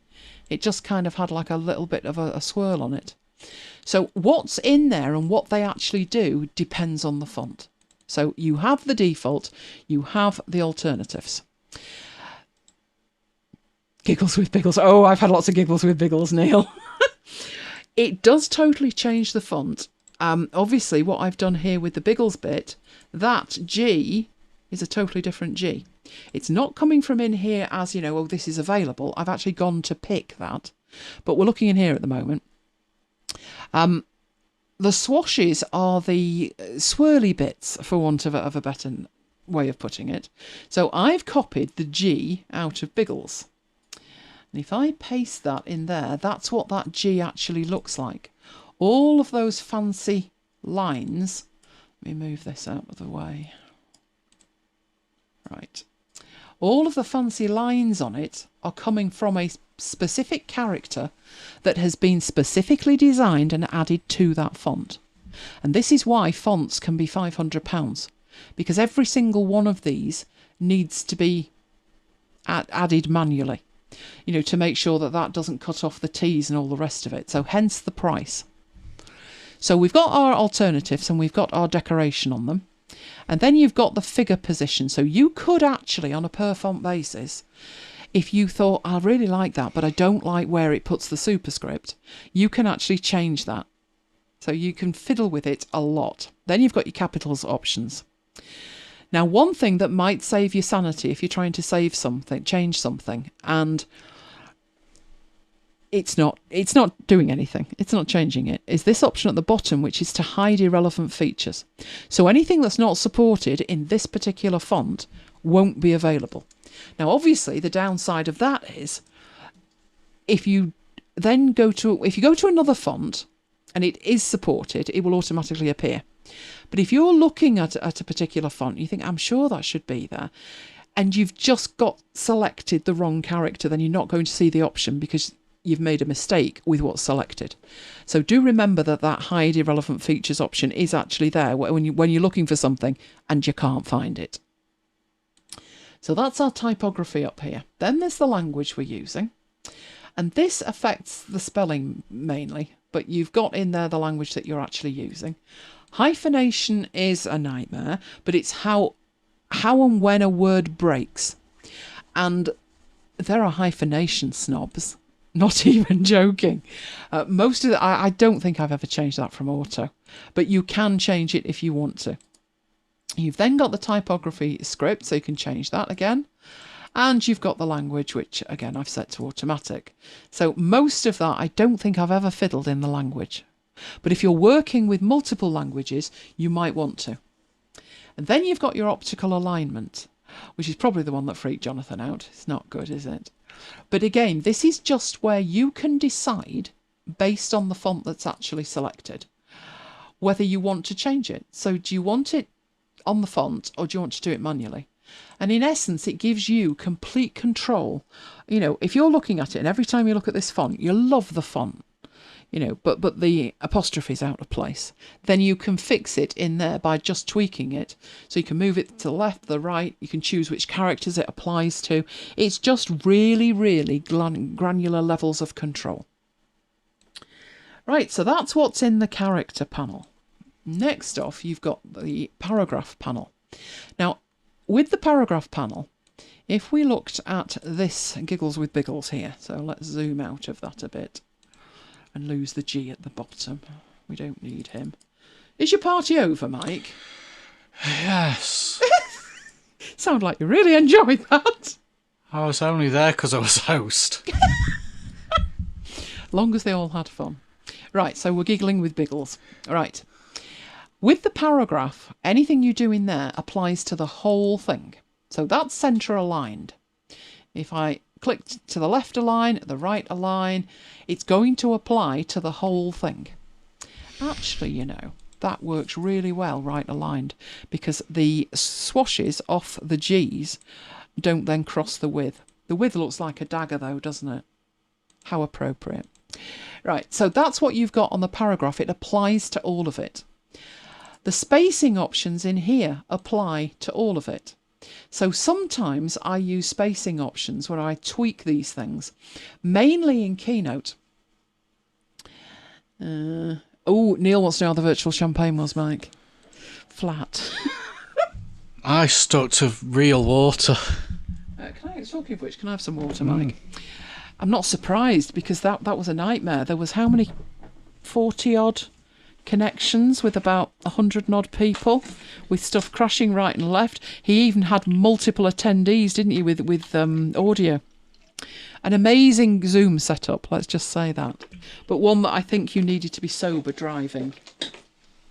Yeah? That's why I was. Well, now you can go down and have your wine. Or maybe after your Excel. I heard you sharing your lockdown hair. Oh, yeah. Who was that Somebody with? else hasn't been out since March and had their hair cut either.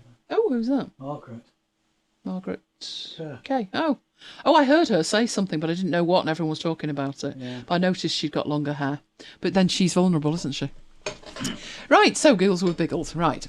What I tend to do with these is adjust them fractionally. So if we left align that, and then this one will adjust the indent. So it will indent the entire thing.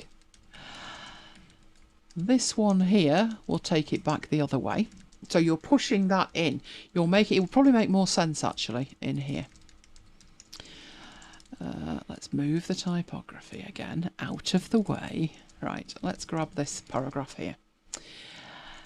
You want to indent that paragraph from the left and indent from the right, and it applies to the whole paragraph. It would not make any sense to do an indent on a character. You can't do that. So those two are the indent. Then you've got the move down from top. So if you wanted that to move down as well, that should move down. Now it might, hang on, was I in there? It might not be, because I've got it on the baseline grid, so maybe not. But these options that you've got here, if you just want a first line indent, so maybe you want to indent, just don't like it. Right, and this is a last line out dent, so this keeps the line going. Again, never use that in all my born days. And this is space after a paragraph. So if we up that, enough, you'll see it jump. Now, normally what would happen with that, let's get a new file, because you will probably think, no, I'm seeing something different. Right, if you've got some text in a box, so let's go back and get a paragraph from Scrooge. Right, and put that in there. Right, and it's all default, etc. I'll tell you what, I'm going to put an extra one in as well. Well, that won't make any sense. Right, the gap that we've got there between the paragraphs is based on the configuration of the font. So if we look along here, it's Times New Roman, it's 12 points. It's got the paragraph leading of 12.5. If we increase that, we get a bigger gap. So we're in the bottom paragraph, we get a bigger gap. Right, so if we put some space after this top paragraph, with this option here, as soon as I put one space on it, one extra point, it moves. But that's not what's happening when we're in here. It doesn't move until I've put, so 1, 2, 3, 4, not doing a thing, 5, 6, 7, 8, and then it jumps. And that's because you've told it to use the baseline grid. And if you then add 3 points to it, you're going to knock it off the baseline grid. So it ignores you until you've added enough space that it says, OK, I'll move to the next line of the grid. Which is why you need to understand the grid in the first place before you move on to this and think, this is driving me mad, it's not doing exactly what I wanted to do. So in a way, a lot of the options in here are really to tweak text, because mainly you should set the grid up and work to the grid. So I would say the options that you've got in here, you do need to understand what they are, but really they're the exceptions to the majority of the document, which should match up with the grid. Right, you can also here put extras here where you've got spacing between the same styles. So if there's two elements, one after the other, that are styled the same, put some space with them. And you can sum the space before and after as well. You can use the space before only between paragraphs, or only at the top of a column, or always. Now, why would that make a difference? Well, if you specified, I want some space before, it might make sense to have it only available between the paragraphs, because otherwise you could find that text looks like it's floating down the page when it doesn't really need to. So this is why you have these tweakable options in here. But again, remember that everything in there is applying to a paragraph. So it's all of the spacing options and the leading that you have available here, and that leading there is exactly the same as you would change from up here. So it really depends on how you want to work with it. That's the spacing. Then you've got all your tab stops, which are, obviously you know what tab stops are available from the ruler. At the moment I've got a default one set to 1/2 inch. But you've got a whole tab system that you can set up if you want to. People used to use tab systems for menus. But actually, if what you're trying to do is line up content, so maybe you've got like a list of something and then the prices, use a table. It's easier. Everything's easier with a table. So use a table. But it's there if you do need tabs. Right, next one we've got justification. Well, that's fairly self-evident in terms of we think we've got justification up here, left justified, centered, etc. What you've actually got in here is more granular options, a minimum word space. So what these are, the justification options, the 6 little boxes, enable you to tweak what you set at the top by saying there always needs to be this, or there all, 100%, 10%, whatever it makes sense for you to have that set to. What is set by default is like the default. It looks, in an Affinity publisher thinks that looks about right, but you may have a different type of document and need different justification between the words or something. So if you're producing books for the partially sighted, you may well go in there and tweak that. The thing that drives me mad every week with that is the church newsletter, where words have broken, most unfortunately, across lines, and then I have to go in and sort it out. But these give you the opportunity to say, well, in the event that this word is there, and I could put it on this line, or I could put it on that line, I want it to have a minimum space of 80%. That's the kind of thing you are doing in there, tweaking the justifications. Then you've got flow options, which is where the text actually starts. So in effect, it's the same as putting in a column break. So at the moment it's anywhere, but if I say in the next column, it's put it on the next page. I could say in the next frame, or on the next page, the next odd page, the next even page. Now, when would that be relevant? Well, if we look at what we've actually got in this book, this is the cover, although it's not very grand at the moment, but it has got a little bit of text on it. But in here, I don't want this preface on the left-hand side. So I would have to start with this and say to it, I want you to be on the next right-hand page, which is where you've got the options in here, the next odd page. You can then choose on a paragraph by paragraph basis, so we'll go back and click in this paragraph, whether you keep it with the previous paragraph, prevent orphaned first lines, keep the paragraph together. So it's detail, which for many of the documents you create, you probably won't worry about. But if you're producing something that has to match some criteria, and the rules are that, you need to prevent widowed last lines, I'm presuming you know what a widowed last line is. Let me see if we've got one anywhere. We do. There is a widowed last line. It's the last line of a paragraph that's on its own. And there's orphans as well. Widows and orphans. Widows are where, I think widows... I'm trying to remember which is which. I can never remember them. No, I can't. Widows and orphans, but basically what it is a line that's on its own on a page at the top like that, or one at the bottom that's hanging off, etc. You get the idea. Widows and orphans, they're known as. Right, so that's your flow options. That's making sure that the text flows properly. Then you've got your bullets and numbering, and obviously very similar to any other type of document. So if we go in here, we've got these do not at the moment have any kind of list on them. But if I say I want it to be a bulleted list, then I get a bullet. And I can then use the options in there to completely tweak it. So in here, this is where you define what that actually looks like. So you could have a white bullet, an inverse bullet, a square. You can use tabs, line breaks, M-dashes, whatever you want to use for that bullet. So say like a right, I mean, they look terrible, don't they?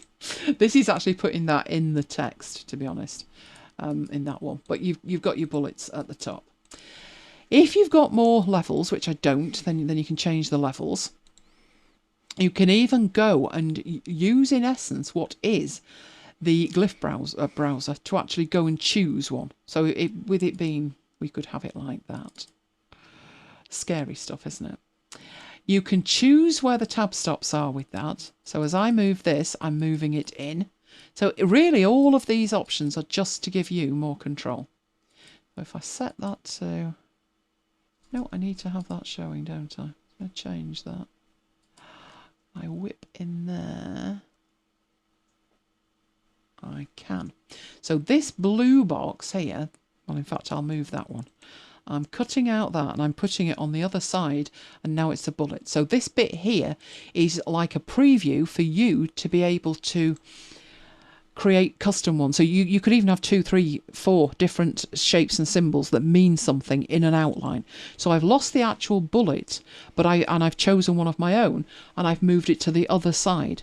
So where that flashing cursor is at the moment, I could actually put it in there and then have 2 of them. So if I wanted to put something else in there, I could do that by going in here and choosing it. So let's say for whatever the reason, we want one of those. And now I've got a dash in there as well.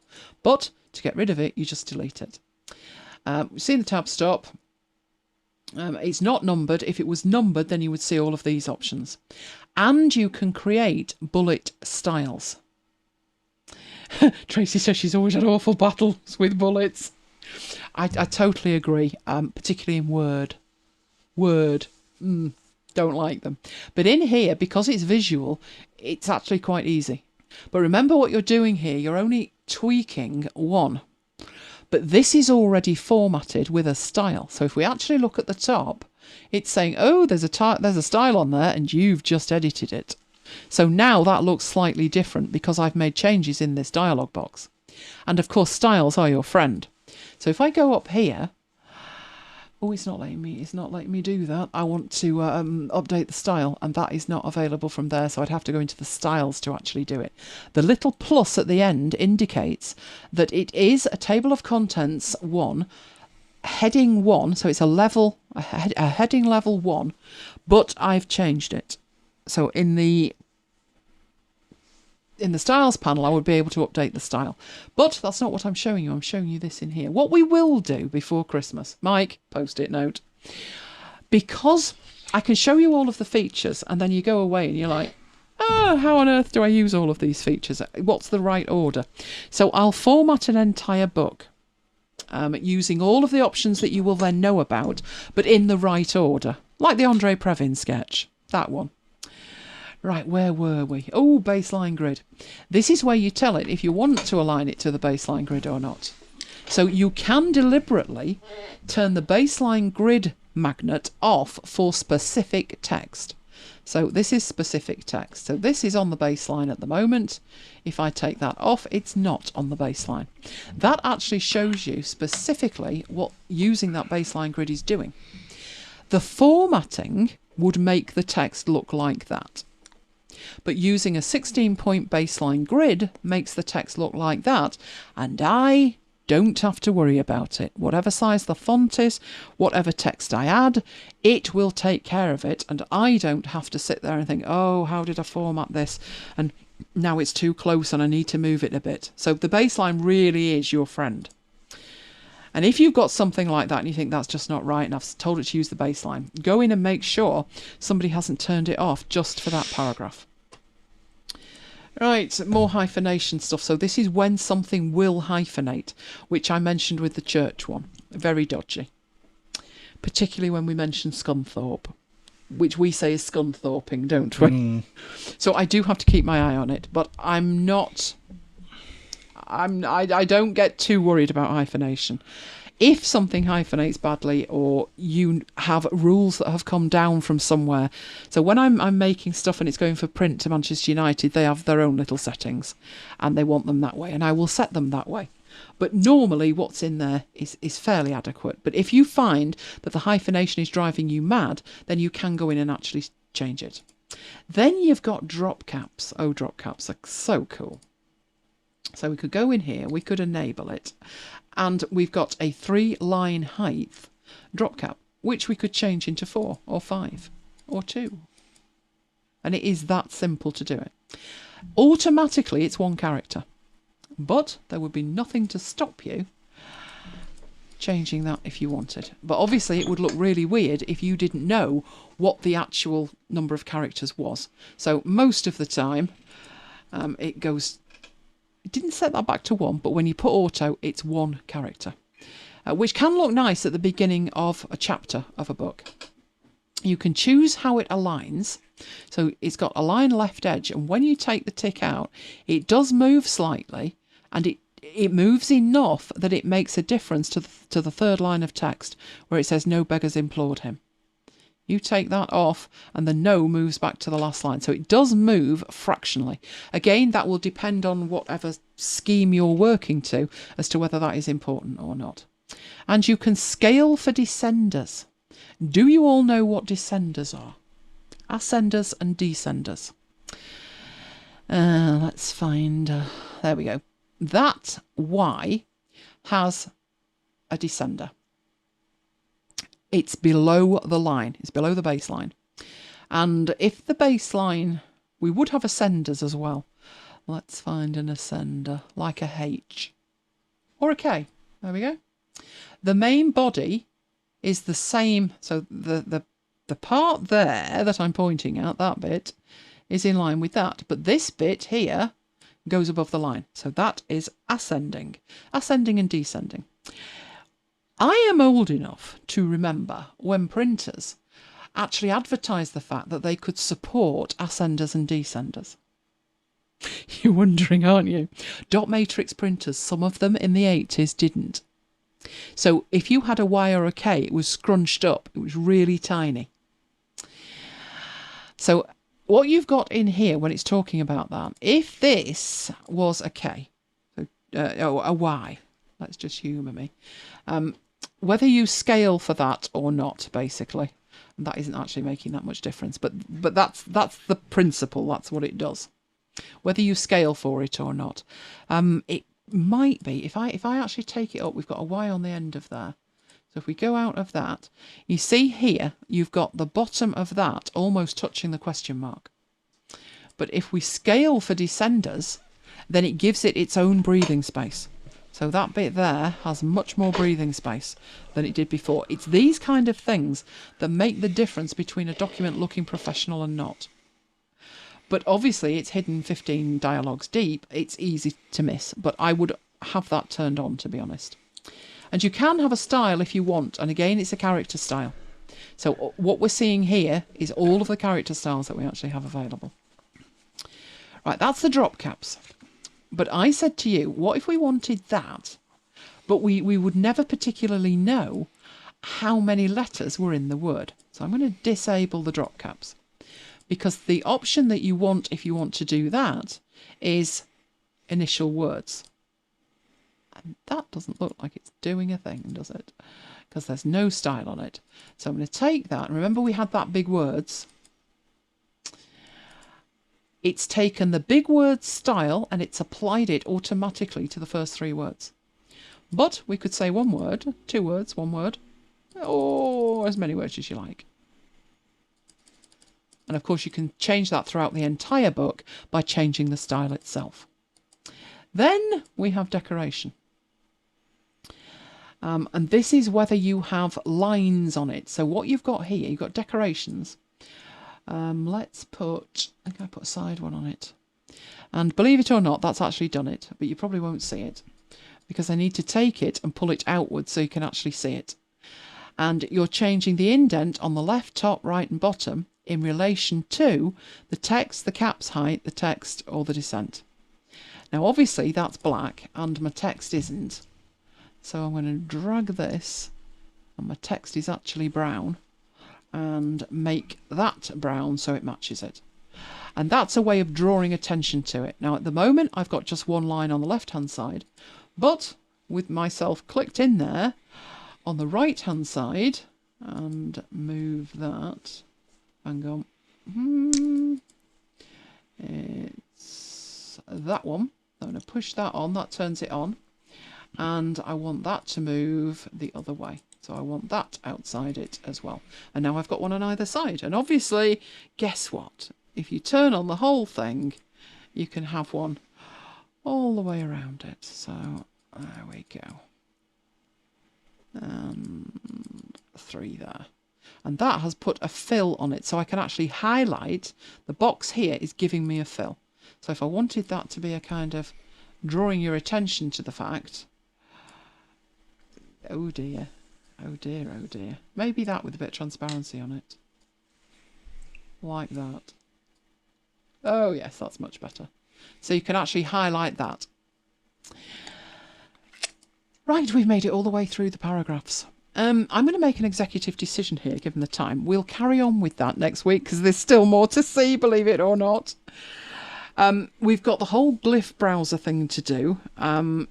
So I think we should probably head into your Excel, shouldn't we? Yeah. If we're ever going to get it, that is.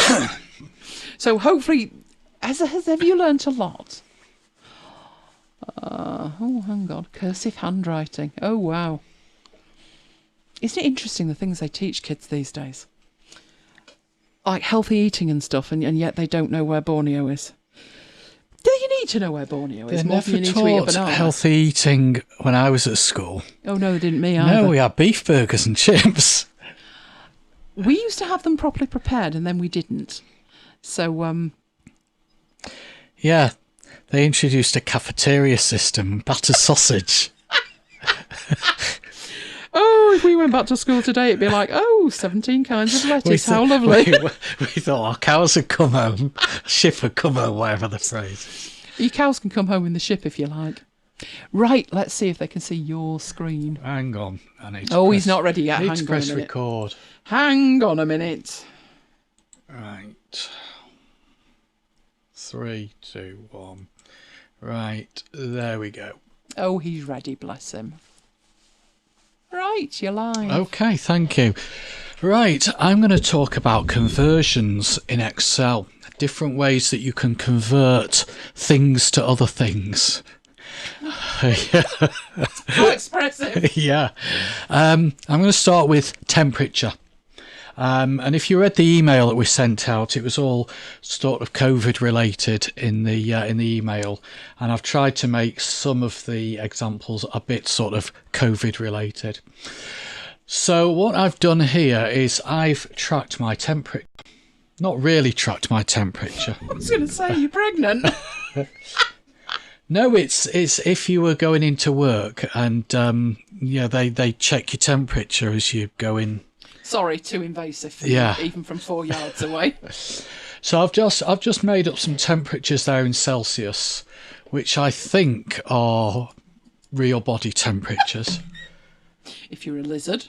Is it 37.8 Don't body ask me. temperature? I think it is. Anyway, that's what I've used in this demo. And I want to know what the temperature is in Fahrenheit. Now, there's a few ways that I can do that. So one way of doing it is doing a normal formula. So the formula would be, in this case, take what's in B2, which is the Celsius, and multiply it by 9 divided by 5 and add 32 onto it.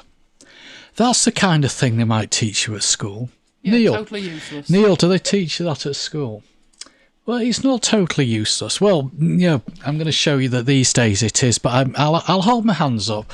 I did have to Google that because I didn't know the underlying calculation for... Most people can't grasp to stay at home. There's no way they're going to be able to calculate that. Yeah, but I was doing this demo years ago before COVID.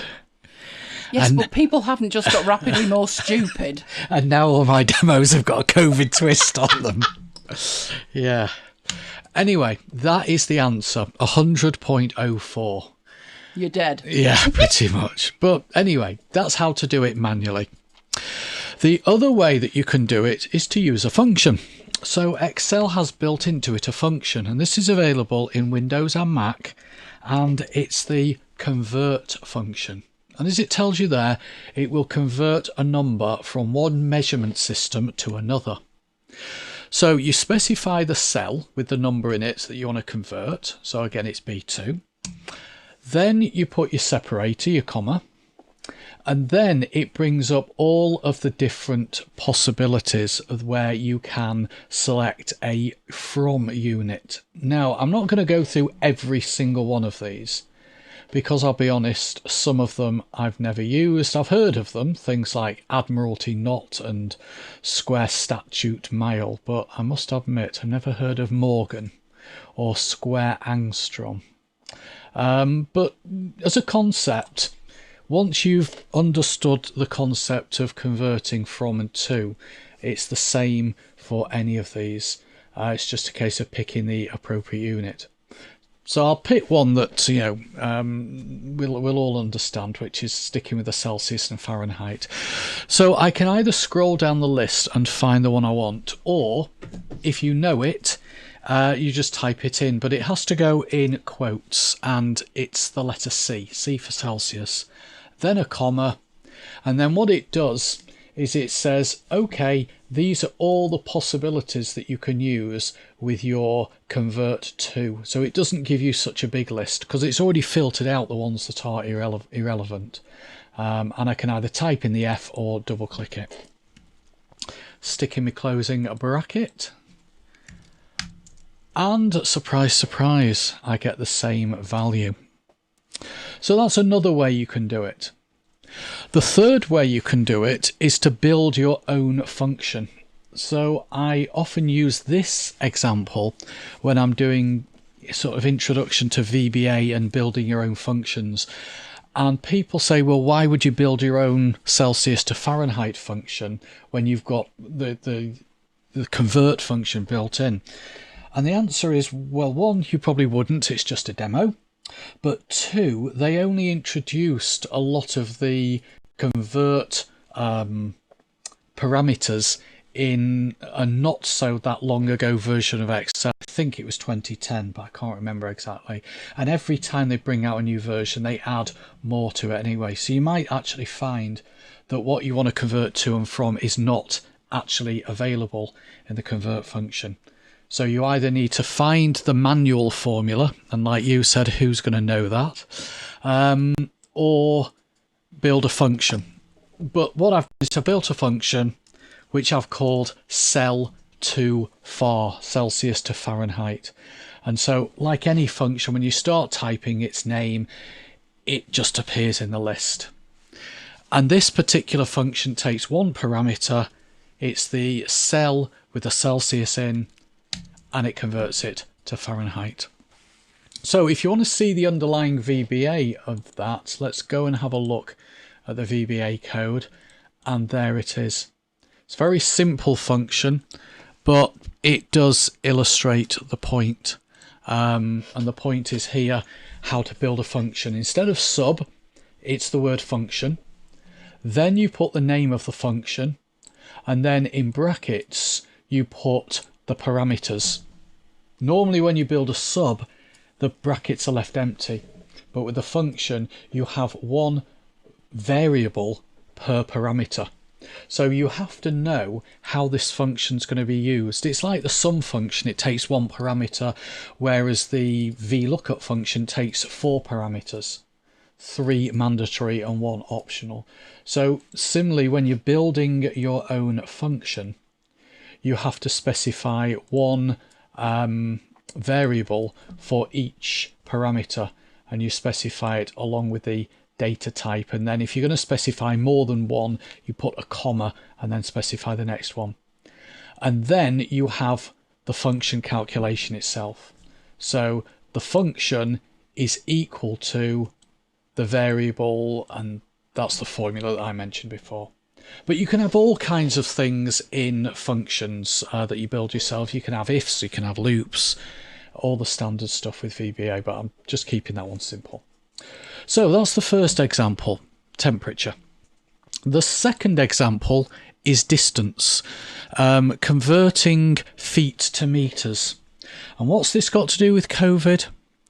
Social distancing, making sure you're 6 feet away from the person next to you or nearest to you. Anyway, I want to know what 6 foot is in meters. So I could build a function myself or a formula, but I'm going to use the convert function. Equals convert, and I want to convert B1, and I want to convert it from feet to meters, like that. Simple, straightforward, just a case of knowing the abbreviations. And 6 feet is 1.8288 meters. Now if you want to work out how many kilometers there are in 6 feet, obviously there won't be many, it would be equals convert B1, and then if I put feet, FT, and I use kilometers. So by adding a K, although the kilometre is not listed in that drop down list of possible options, if you add a K before an appropriate option, so add a K before kilometres or before meters, you get kilometres. If you add a C, which I'll show you in a minute, you get centimetres. So that's the number of kilometres in 6 feet. And I'll do the same thing here. I want to convert feet to centimetres. And that's how many centimetres there are. Here I've got feet and inches in 2 separate cells. And what I want to do is I want to calculate metres and centimetres in 2 separate cells. So I want to know that it was 1 metre 82.88 centimetres. So how do I do that? Well, the way I did it is I first of all converted my feet and inches into total inches. And I did that by doing a straightforward simple formula that takes G2 and multiplies it by 12, because there's 12 inches in a foot. And then I added that to the excess inches, which there aren't any in this case, but you know, if there was, we get 75 there. So 6 foot 3 inches is 75 inches in total. To get the total number of meters, what I did is I did convert what's in I2. Missed out the, hang on, I missed out the equals sign there. I'll do that again. Convert what's in I2. Convert it from inches and convert it to meters. Now that gives us, in this case, 1.905.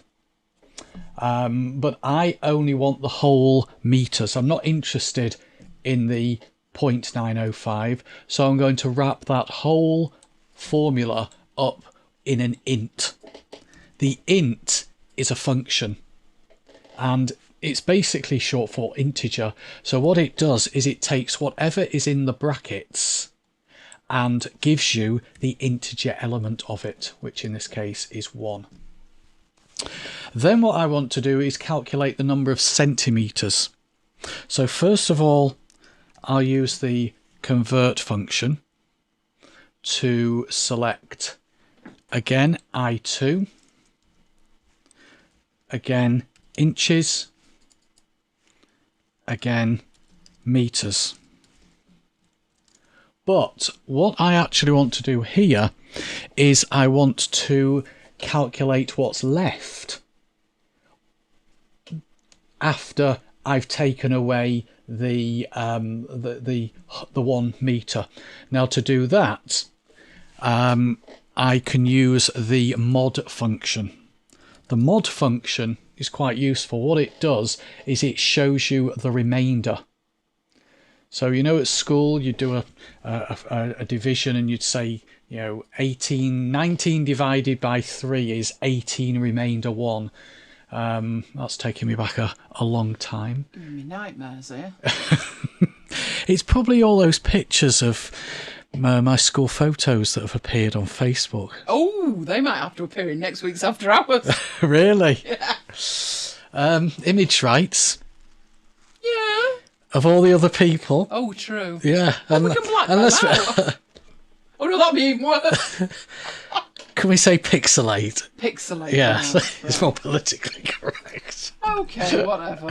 Okay, so the mod function, it takes the total and gives you the remainder after you've divided by a number. So in this case, I want to get the number of meters and then divide that by 100, and that will give me 1.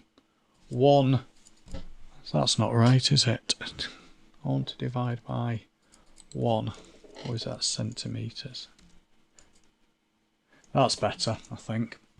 1.1 metre, 90 centimetres. Yeah, that's right. Okay, so yeah, so what I've done is I wanted that to be inches and centimetres and then divide by 100. Or I think I could probably have put inches and metres and divided by 1. Yeah, okay. Right, so that is how to calculate a conversion between feet and inches and metres and centimetres. The next one is weight.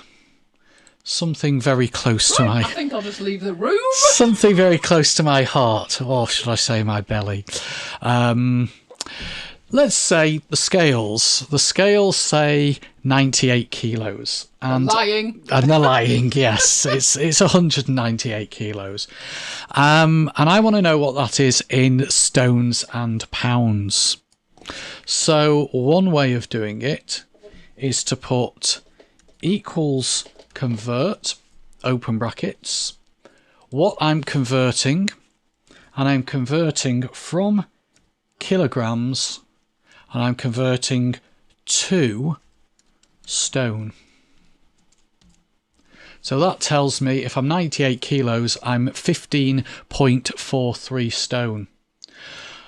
But what I actually want to do is I want to calculate how many stone and how many pounds.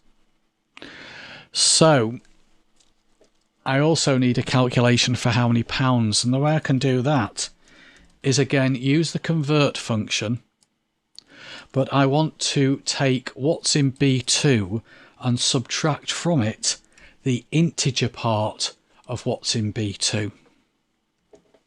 And I want to convert that from stones to pounds. And the pound abbreviation is LBM. LBM. Okay, so it's 15 stones, 6 pounds. But if I'm only interested in the whole number bit, then I could do that by using the integer element of the stone and the integer element of the pounds. And the way I could do that is I could say equals text. The text function allows me to take a number and make it part of a formula or part of a text string. So equals text B2, comma, and then a 0 in double quotes, which means just take the whole number. Close the brackets. Ampersand and the word stone. Ampersand text, and that will be B3, comma, 0, ampersand pounds. Like that, 15 stone, 6 pounds. So what I've done with that text function is I've told it to take what's in B2 and display only the integer part of it. You can't use the int function because it's part of a text string. I could have used the integer function here, and then it would have been a slightly different formula. But that's how to convert kilos to stone and pounds. That's actually something I did because our scales are in kilos. I wouldn't like to say when the last time I weighed myself was, but it was well before lockdown. And I wanted to know in pounds and stone and pounds because I'm an old-fashioned guy and I've always weighed myself in stone and pounds. Okay, the next one. The next one is petrol prices. Again, I weigh myself in petrol prices. That way I've not a clue what it means. I could weigh myself in gold and put on lots of weight. Toblerone. Toblerone, yes. Yeah, this one is converting petrol prices. So what I've done with this one is I have selected or just written in a whole list of countries. I've just made up a few countries, specifically chosen those countries for certain reasons. So I deliberately US isn't amongst them, but there's a reason for that. So then what I want to do is I want to see the currency codes, the current petrol price in dollars, and the petrol price in the local currency. And when I say the local currency, I mean UK pounds, I mean euros, I mean Australian dollars, Japanese yen, and Canada dollars. And the reason I haven't put the US in that list is because the petrol prices come through in dollars, as you're about to see, because I'm illustrating something specific here. I'm just having a quick look at some questions. There's quite a few things there. I don't know if they're questions or just comments. Petrol in Australia is currently $1.10 per litre. Well, we'll see what spreadsheet says, Neil. but I believe you. All right, so select the countries and go to Home. No, don't go to Home. Go to Data and click on Geography. So in this Data Types, click on Geography. And what it does is it analyses the selection, and anything that it recognises as a country, it puts this little symbol next to it. And I'll just widen the column there. Then, with those countries selected, because it's now recognising them as countries, I get a little plus sign appearing next to each country. And by clicking the plus sign, I get a whole list of things coming up. Now, you can't add to this list. These have been predefined by Microsoft, but there's all kinds of things in here. Microsoft actually have recently added a whole load of stuff to data types, and so that's something I will cover in a future session. But what I want to do here is I want to choose the currency code, so I'll click on that one. Now, it won't pick up the fact that column B is currency code. I've just had to manually type those headings. So what it does is it picks up the currency symbols, which is what I mentioned before. Do we have a hungry dog? Oh, Daddy. Starving. Really? Starving. Now I want to know what the petrol prices are. So I'll again select the countries, click on the little plus sign, and the petrol price is in this list, which is why I picked it. I wanted a column that had numbers, and there's a few of them, but I thought petrol price would be one that we all understand. And it will automatically put it in the next blank column. So there we go. And that is US dollars. That is not Australian dollars. Those are the US dollar prices. So when you add the petrol price in, it will calculate it in US dollars, or it will display it in US dollars. So wherever Excel is picking this up from, it's in dollars. And then I want to work out, or I want to show the petrol price in the local currency, so in UK pounds, euros, etc., etc. Now, to do that, I'm going to create an exchange rate table. So I'm going to go to Data, from Web, and there's a whole load of websites out there that you can pick up currency exchange rates from, but the one that I'm going to choose is not that one.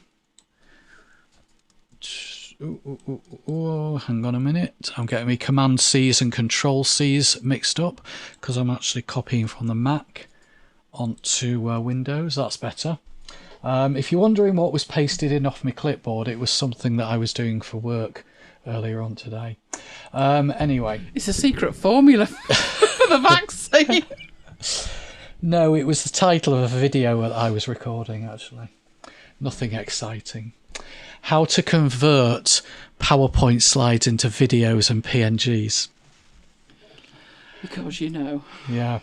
Anyway, it's found two tables on that web page, and if we click on the tables, that is the table I want to use, because the one called document is just the web page descriptor, and that's no use to anybody. So that's the one with the data in. So what I'll do is I'll load that into the exchange rates sheet. Oops. I didn't want to load it into there. Can I undo that? I can't undo that, so I'll tell you what I'll do. I'll just cut it and paste it. Okay, that'll do. Right, now the problem I've got with this, just delete that. The problem that I've got with this is that it's not in the right format. I need to use lookups to convert the US dollar petrol price to the local currency. And although I could do it with the data in this tabular layout, it would actually be easier if it was just a simple list. And I can convert this table into a simple list with Power Query. So first of all, I will just rename this query. Instead of calling it instead of calling it table 0, I will call it currency rates. And then I'll select all these columns and unpivot. There's me unpivot. And this has gone back to a simple list. I want to remove anything that's got a 1 in it because I don't need to know, I don't need to include that row because it's got the same exchange rate to same currency rate to and from. So I can tell it to ignore anything with a 1 in it. I also need to change the column headings. So that one can be currency from.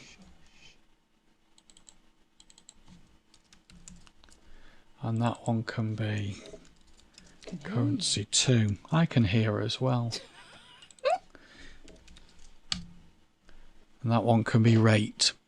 And the other thing I want to do is only keep the ones where from is US dollar, because that's what I'm converting from. So there's my nice little currency table, all tidied up thanks to a little bit of Power Query. And I'll close the query editor down, keep the changes.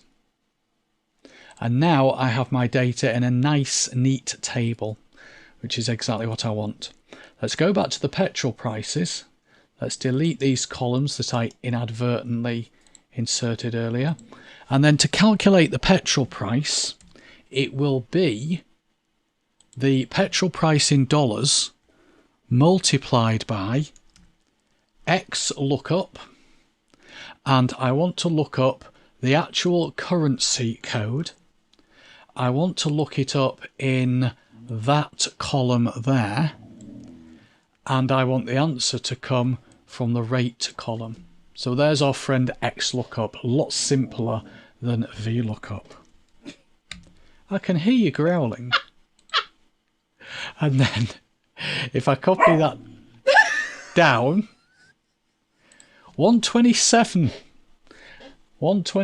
Neil. So you're getting very cheap petrol because you're saying it's 110, but it's actually 127 Australian dollars according to this.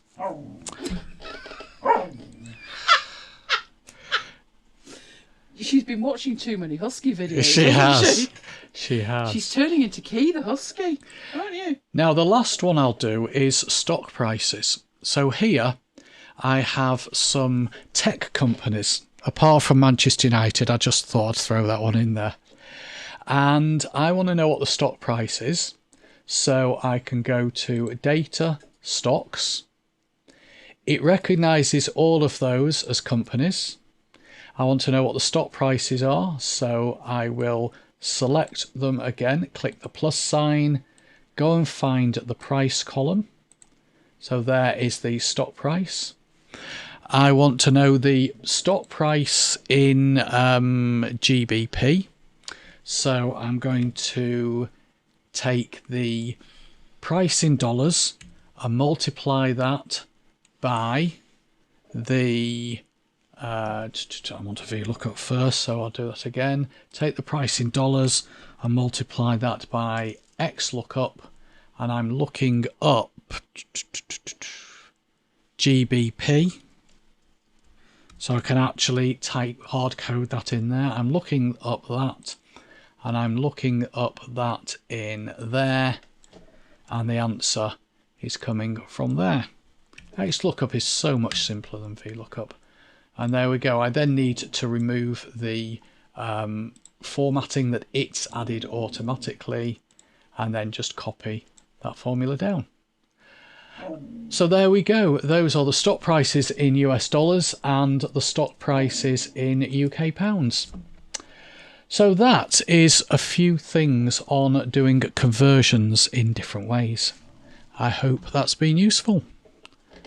You do realise, don't you, Lola, you're keeping Jonathan up. It's 5 to midnight, he's still awake. That's because you're growling. She's even had a rodeo stick. She's a lovely, lovely, lovely dog. You done? I'm done, yeah. Oh, awesome. I need to find my toys. Okay. Lost my toys somewhere. I'm just seeing if there's any questions, but they're all discussing petrol prices. Petrol prices and Lola. Yeah. You're a lovely girl, aren't you, Lola? Being ignored now. Right, let's get this back onto my desktop.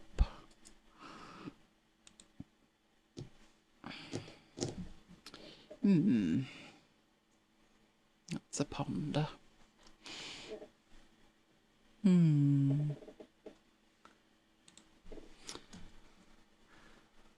I know where we were.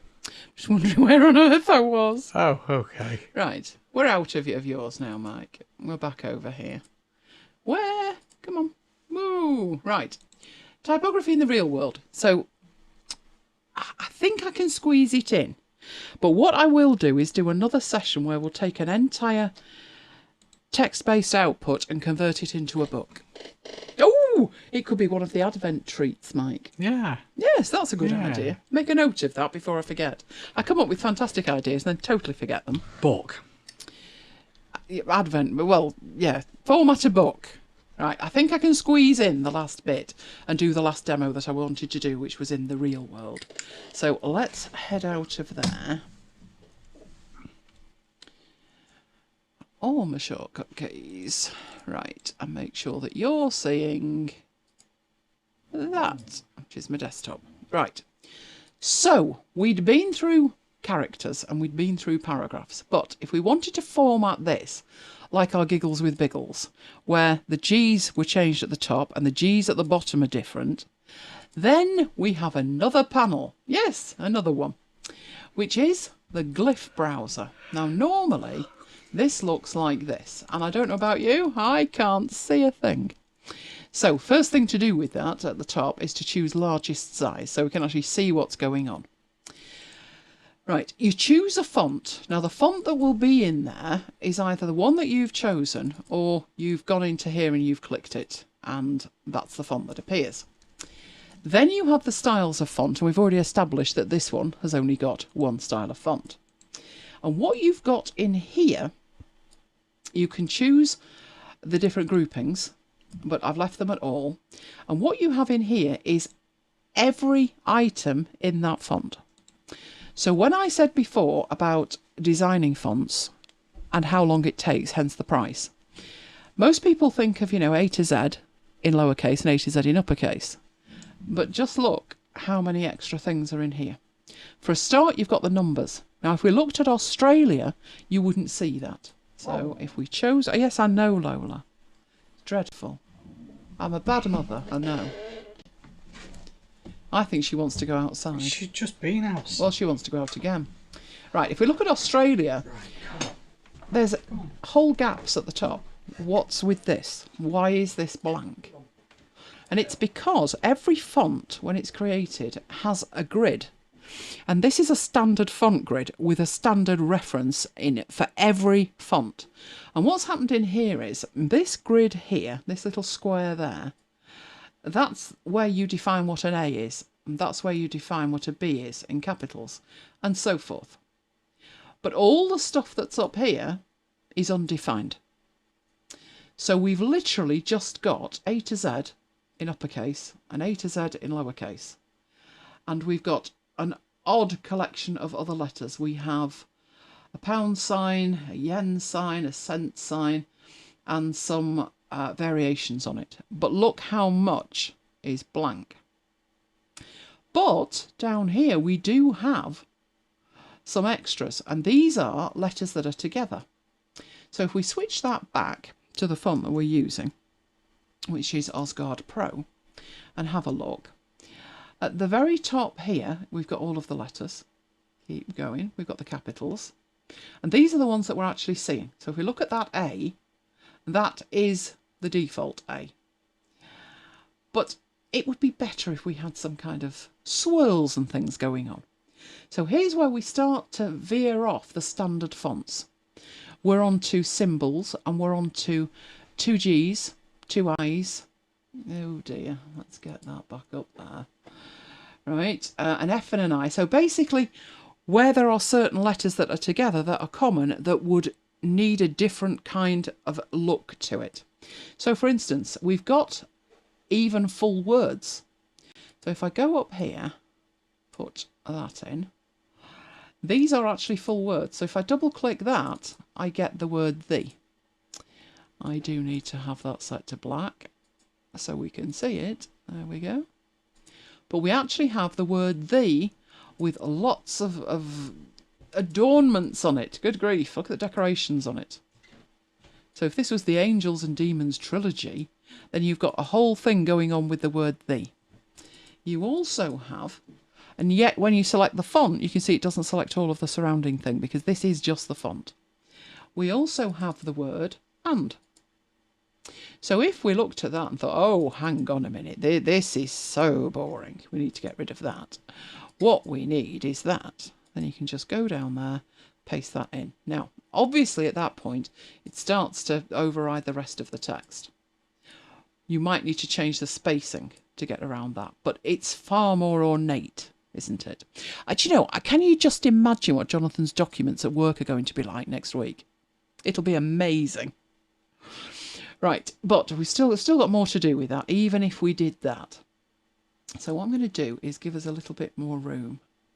We don't quite need that, but if I put in something like 220, there we go. So I've just adjusted the spacing between it, and now you've got the ornamentation and everything else.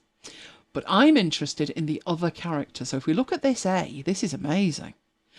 It'd be nice if that was on there. So if we select this A and we keep going. So we've got all kinds of characters. Keep going, because this font is a professional font and it has got all the extras in. So we look down here and we start to find some A's. Now these are the A's with the umlauts and things, but I'm going to keep going. We're looking for the ornate ones, the really, really ornate ones. And this is when we start to come across them. Look how many different versions of the A there are. And the B. Now these are all lowercase. And in this situation, we want an uppercase. But if we keep going, the lowercase is first, keep going. Keep going. Here are the A's. All of these. And it really is a case of you either know the one you want to use or double click and try it. There's that one. It kind of goes over there a bit. So I'm going to highlight it again and try the next one. Is the one that goes the other way. Is the one where all the fancy stuff goes the other way. Oh, I actually like that one, but no, that's not what I'm looking for either. Oh, Jonathan, you definitely need this font. Absolutely. If you put that on the front of your user guides, I swear people would they'd look at it if only, is this a user guide? Good grief, it doesn't look like a user guide. Either this or use Comic Sans, one or the other. So you can basically choose the characters. So I could do the same with the D. I've sorted the A out. That looks really nice. And it's different than the other A. So now I'm looking for a D. Luckily, they're in order. So let's start putting some Ds in. That one's above. Have I got one that goes off the bottom? It'd be nice if I had one that was really fancy and went off the bottom. There we go. So basically, it does depend on your font. And I always thought, many years ago, it was like, oh, do you want to wander through it and be changing everything one by one? The answer to that was no, not on this planet. But for something like a cover, something like that, then yes, you probably do. So what I did with the Giggles with Biggles, you missed that, Mike, that data that was Giggles with Biggles. There's a show title in there somewhere. Oh, a show. No, I mustn't get Jonathan overexcited, not at this time of night. Right, I can select the two G's, and I've got a couple of options actually. Let's just select one of them and go back up, because here I'm in the lowercase letters. And in here I've got G's. Lots and lots of different G's. There's a G. There's another G. It gets actually quite difficult to read, doesn't it? But, you know, if you did want something that was absolutely horrific. Have we got any double G's? Do we have double G's? Probably not there. That one looks nice. There's a big swirl underneath. Obviously, with that, you're going to need to change this, or it is not going to look right. There we go. Now I've got a bit of breathing room. You can actually see what you've done with it. Oh, Jonathan, that's got manual written all over it. And then you can choose a different type, if that makes sense. One going the other way. There we go. And obviously, don't go crackers with it. because that's clearly well overdone. But you can see just what kind of customizations you can actually make. Now, I'm going to save that one and I'm going to go into this one. I'll show you this very briefly, but I'll do this properly later in the session where we actually process the whole thing. If you look over here now, it's got Arial selected and it's very, very plain. But as you go down, you do actually have a lot of symbols rather than exotic characters that are in here that you could use, that are within the Arial font. So even a font that you would think of as simple and plain as Arial, the work that goes into that to make each one of those characters is quite extensive. Right, I'm going to show you a font that I have picked, which there's a link for this, Mike. Right, this is Thirsk, and I'll go and find the link. I got this a couple of years ago. I thought it was a classy font, and it had all the extras, the swashes, the decorations, everything that I needed. I didn't want to have to rely on a totally free font because they don't come with all of those options. So if you look at this where you've got the R and the S, and there's a ligature there, and then a really fancy K at the end. I wanted this to complement Trajan Pro, which doesn't look unlike it. But this is the kind of thing, you can see it really clearly in here when you're looking for fonts, and you are prepared to maybe pay $9. When you're looking at this, you can see all of the extra things that are included, just how many different T's there are, the 2 different styles of it, the alternate ligatures, all the variations, and you can actually see them. This one would work for your manual. Right, so that's the font. I already have that font, so let's go get that font. This is what that looks like when you download it. So they give you the license. It tells you what you're allowed to do, what you're not allowed to do, and how to actually work with it, as well as promotional stuff. We've got another license, and then we've got the actual fonts. We've got the web fonts and we've got the desktop fonts. So I'm interested in the desktop fonts. And there they are. So there's more than one of them because we've got italic as separate, and we've got the carved and the carved in italic. But in essence, what you need to do is open the font folder. And I actually have an open fonts folder command in Alfred, which will open my fonts folder. And to install them, all you need to do is drag and drop. And that is the reboot. It's going to might do, might not. Drag that out there. Stick an X in to hold it, and let's have a look. Can I actually format that with Thirsk? There's Thirsk. So no, I didn't need to restart the app. There's Thirsk and there's Thirsk carved. So let's go for Thirsk carved because that looks very different, doesn't it? Don't need it anything like that big. But in here I'm putting a Christmas Carol. And again, still don't need it anything like that big. We'll put that on there. That font would work. It works for this. Don't know whether it would work for Jonathan. Right, so first thing, that actually looks quite nice like that, but I will centre it. Now, because I'm working in a shape that's got that font applied, it's selected at the top, and I then have the ability to scroll through all of the extra options in here. So I know I'm going to need to go down the bottom towards the decorative stuff. So beyond the characters for foreign languages and get into the decorative stuff. And here is the decorative stuff. So this one's slightly different in that instead of having all of the A's together, which actually makes sense to me, we've got an A there with a curly swirl on it, but going down we have a different type of A. And then we've got a lot more A's down there. So it's just the way that the thing is organised. Right, which one do we fancy? How does that one look? Not bad, not bad. How about the big swirly one? That one. No, that looks like a logo. Or a satellite dish, one or the other. What have we got here? that one doesn't look bad, does it? Although it seems to be a bit smaller. So let's make that 60, maybe a bit bigger. Right. And then in here, this at the moment is that, would I just do that, 90? That one seems to be a little bit smaller, like it's a lower case capital.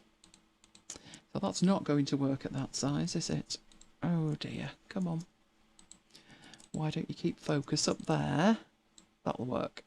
Right, so in here, I'll grab the C at the beginning and have a look what we've got in terms of what we can do with the C. So we've got that one.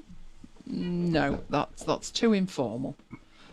Something like this would look quite nice. Have we got one of those with a C on?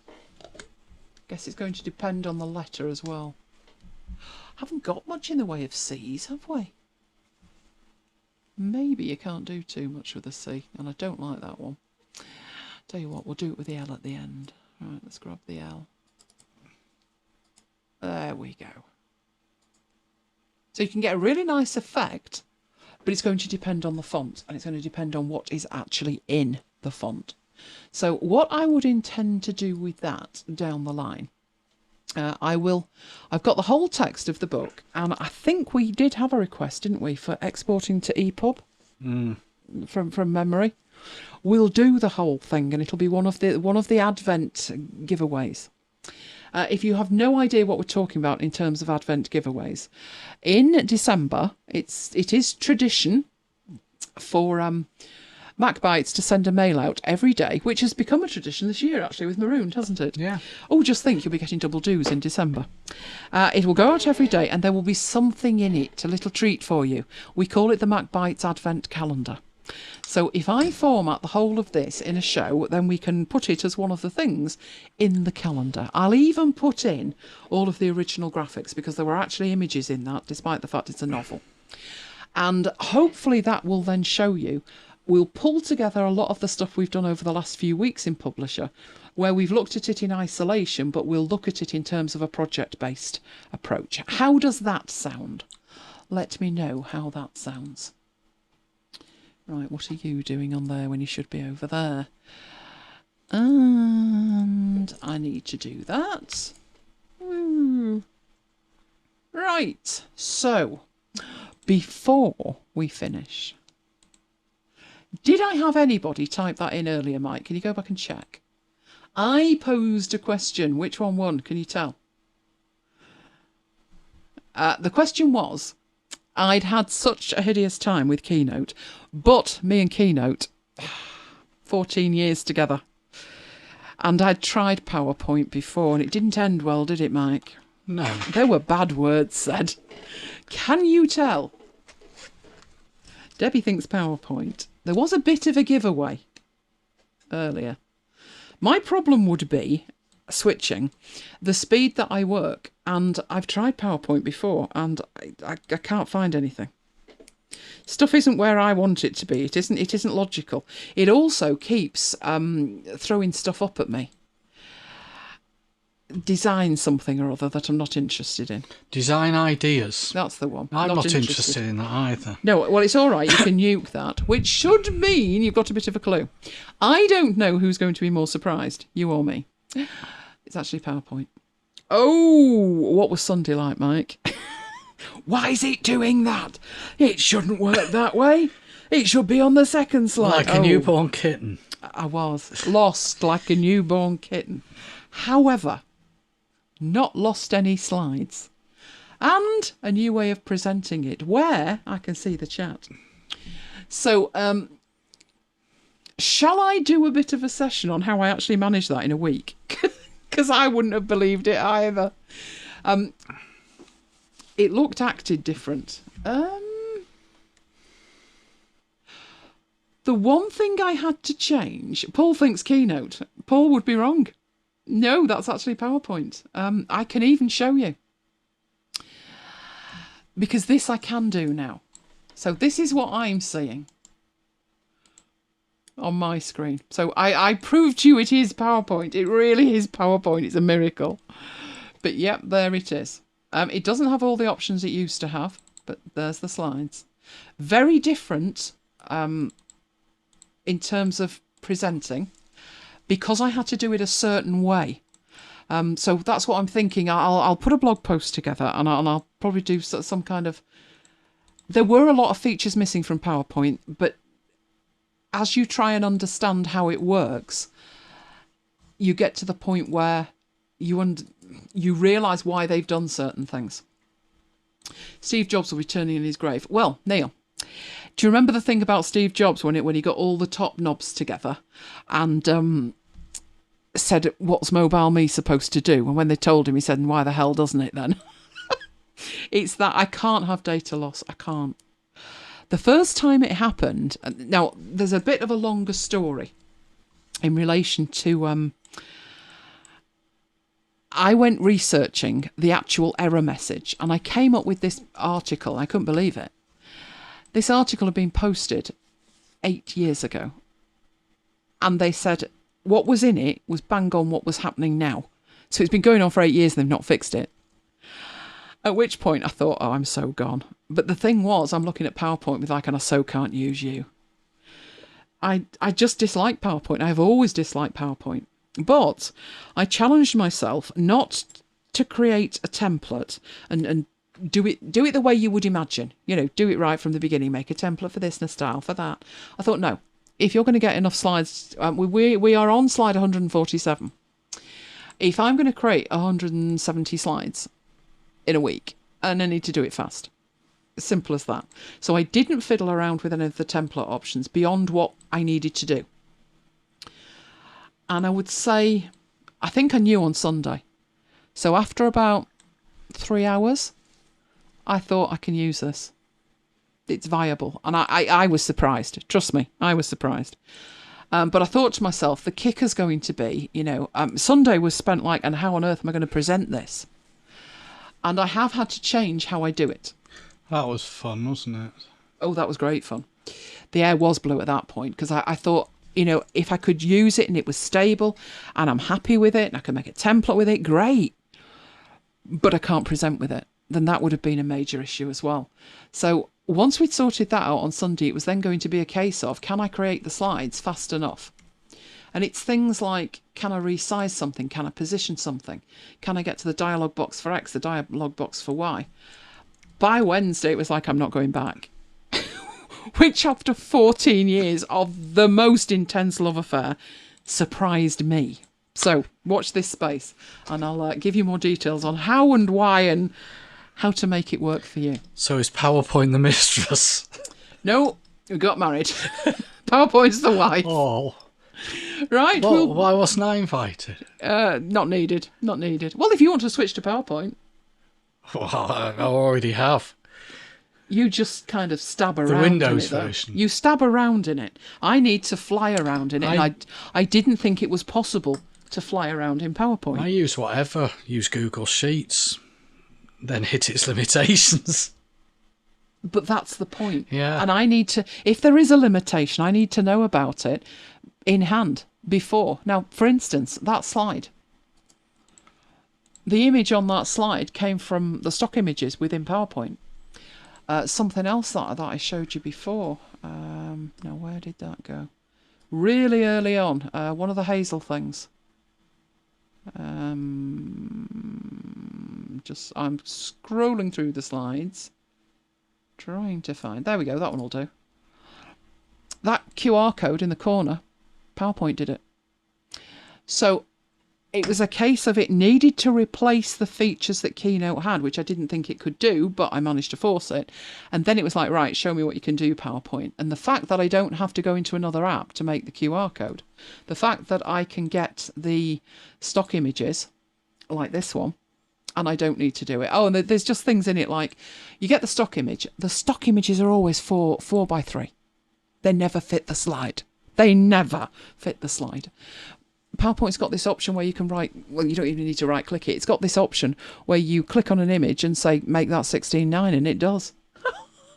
Who knew? Where did that come from? So I did actually have a bit of a ball by Wednesday. But as I say, we will be back with you next week. Have you got any idea what we're doing? Not a clue. Do I? I don't know what I'm doing. What day is it? Oh, it's the day after. It's the day after Thanksgiving. It's Black Friday. Good grief, it's Black Friday. Will we have bought anything? Where's November gone? No idea. Blinked and missed it. But we will be with you not only next week, we'll be with you every night this week on Marooned. Had a fabulous time on Marooned tonight. Really enjoyed it. We love you guys. If you love us, can you give us a like? It really makes a difference. And you will want to be... Oh, we're going to have some fun this week, aren't we, on the mailing lists? Yeah. Yes.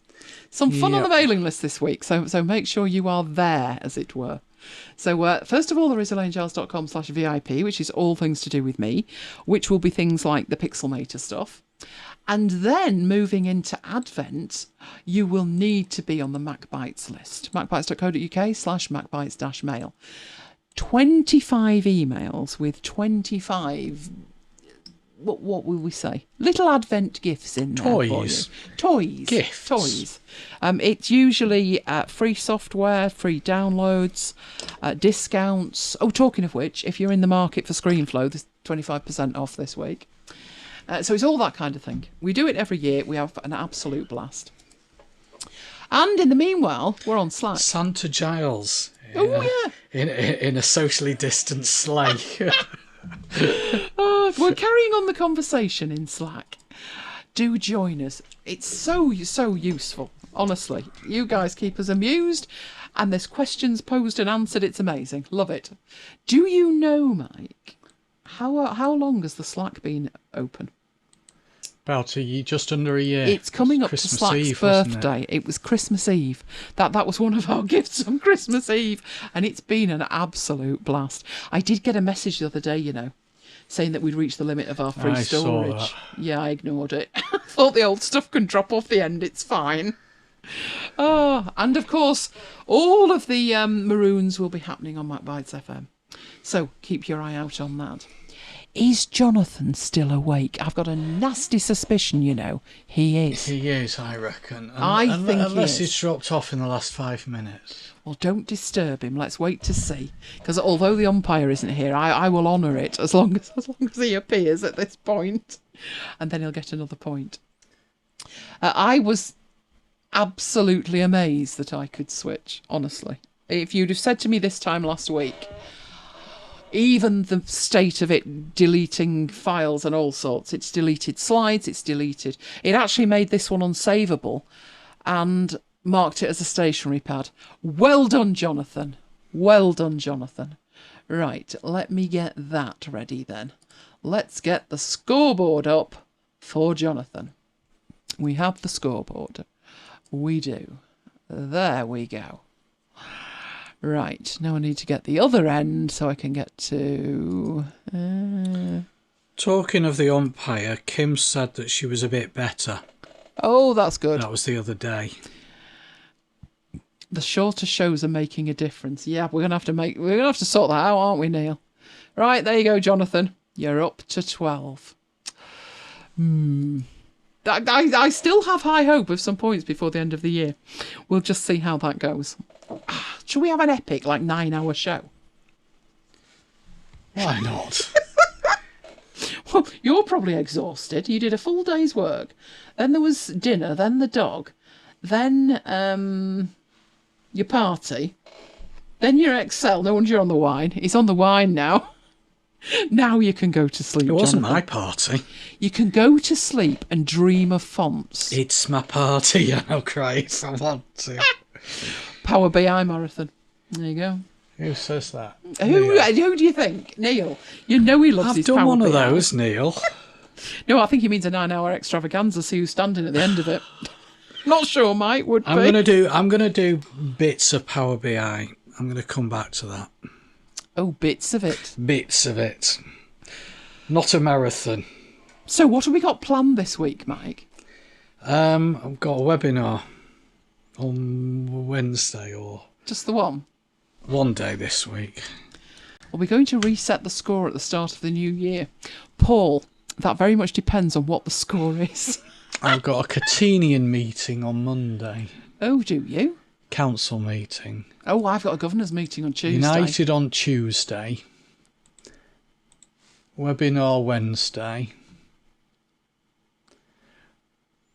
After hours on Friday. Yeah. And Tesco and Asda. Oh, what excitement in his life. I've got a governor's meeting at 5:30 on Tuesday. That's pretty much the extent of my excitement, I think. Of course, this week's going to be busy. I'll be on the RSS feeds this week looking for deals. There's a couple of services that I wanted to try, and I thought if I leave it till Black Friday, I might get a deal. So I'm keeping my eye out on Black Friday. Oh, I also got a bit of a snotogram from Apple that I needed to see you about. Well, see me. Or is it private? No, Is this off air? No, I've got a subscription due on the 30th, which is Cyber Monday. Yeah. And they've already sent me a snotogram saying there's a problem with your payment method. In other words, there isn't enough money on the account. What's the payment method? Store credit. Because we haven't been out, so I haven't got any Apple vouchers, so I haven't put them on the account. So I need to sort that out sooner rather than later. I ended up having to use PayPal. Do they take PayPal? Yeah. Didn't know that. But now I can't take it off. I'm not adding PayPal then. No, because I've got subscriptions. Oh yeah. So when I tried to take PayPal off, it says you've got to have at least one method of payment because of your subscriptions. I wonder if it's enough to put like a voucher on though. Probably. I haven't got any vouchers. What I need is the vouchers on at 15% off, and the vouchers have not been on at 15% off. That's the problem. So, and I think the other problem is the credit card that they think that's all right isn't. Well, if we could get Chich to go to Costco, we could pick some up and some cashew nuts. Oh yeah, he could, couldn't he? Yeah, that might work. We'll have to see how that goes. Jolly good. Do you know I'm absolutely starving? How am I absolutely starving when I did actually eat dinner? And breakfast. Which is very unusual. I actually ate breakfast. I was awake at 7:15 when Mike had breakfast. I made you breakfast. I didn't get to bed till 10 o'clock. That's the problem. Then I was up again. No wonder I'm tired. I intend to have some fun this weekend. You know what that means, don't you? Playing with PowerPoint. No, I've got to make it better than Keynote, or Keynote will sit there and tempt me back. Although having said that, it's a good job they put that really diabolical icon on it, because that's hideous. I can't even look at it. That's hideous. But me and a Microsoft product. When I went to a Mac in 2006, I was an Apple zealot. I'm not having Microsoft installed on my computer. I'm not having anything Microsoft installed, I said. Not even like... I've even got Silverlight installed on mine. Oh, God, no, I wouldn't install that either. I was obsessed. I would not install anything. Who drunk the Kool-Aid? Ooh, ooh. Yeah, I did, yeah. No, at the time, Keynote was amazing. And it's still got great features, but I cannot have it losing files. I mean, come on. Data loss is the one thing. I've got to jump ship when there's data loss. It's as simple as that. Neil, I can't do Power Automate until I've learnt it. And he's coming off in 2 weeks. That's his Christmas project, no doubt. No. No? No. You've got a Christmas project planned? We've got plenty. We have, actually. Doesn't involve Power Automate, though. No, we could do with about a year off. Mind you, the way the COVID thing's going, we'll probably get a year off. Or another year in here. I can get our Brazilian trainer to teach you Power Automate in Spanish if you like. I'll be doing the show in Teams next. No, steady on, Peter. Steady on. Teams. No, it's like when I switched from WordPerfect to Word. I didn't like how Word did stuff. So I had to go back to the drawing board and think, why are they doing this way? And once you've worked that out, then you work with it. So when I started in PowerPoint, lost kitten. Why is this here? This isn't there. That's not right. And then it's like, why have they done it that way? And I've got to find... And I'm supposed to provide answers to these questions. Yes, yes. But I have to find a way that there's features in there that make working in it faster for me. One of the things I did not think it would be able to do is the styles that I was using, which were just front and centre in Keynote. But actually, they're better in PowerPoint. So I'll show you the things that made the difference. Haven't got the template yet, but the template will be on the way. The template will be ready probably by, I'd predict Tuesday, because I'm going to fiddle with it until I get it totally spot on. And then I've got to think about libraries of slides. My spelling's atrocious. What have you spelt now? Portugueses. Oh, Portugueses. That's in multiple Portuguese people. Yeah. Multiple Joses.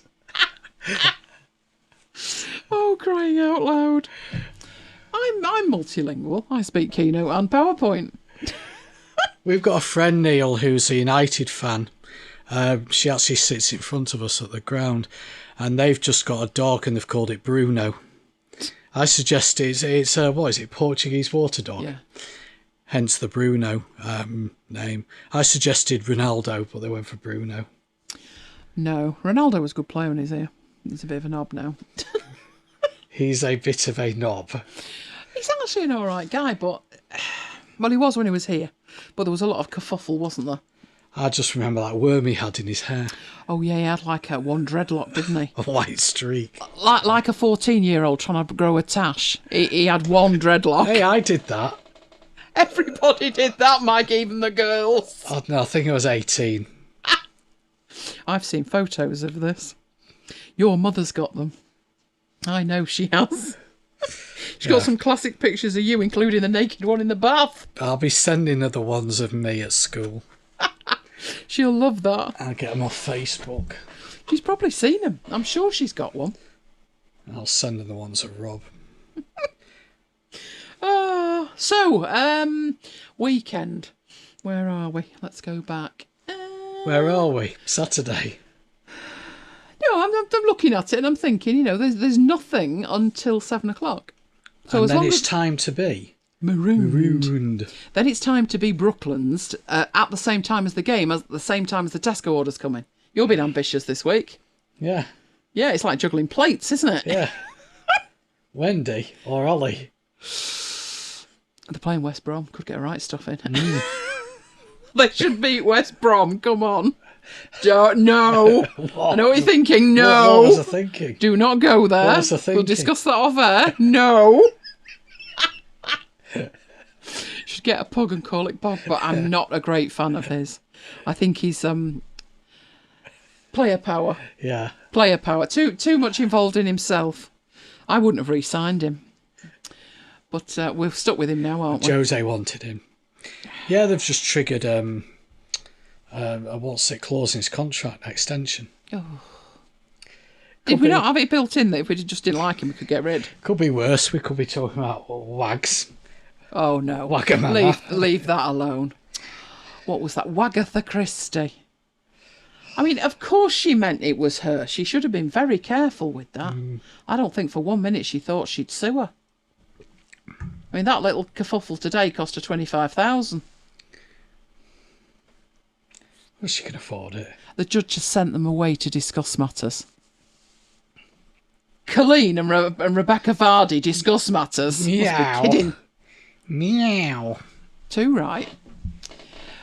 So shall we head off, seeing as though I'm starving, and find get something to eat? Yes, because the dog's already eaten us out of house. Yeah, because I was supposed to eat in my ladies' night thing. But I was too busy getting people back in who couldn't get in. I told you that was going to be a busy night. Yeah. I wasn't wrong, was I? I was quite right. Well, we'll head off then. I was busier than the president. He's going in the summer and Ronaldo's coming back. Oh, well, let's see if that happens. You were being president? I was busier than the president. Oh, he was... No, that was his night where he was just sat there doing presidential things. Oh, right.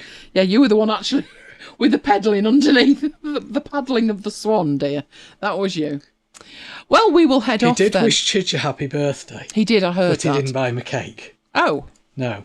Oh. No. That's a bit off. Never mind. Right, well, I shall say good night from me. And good night from me. We will both see you next time. In the meanwhile, stay safe, guys.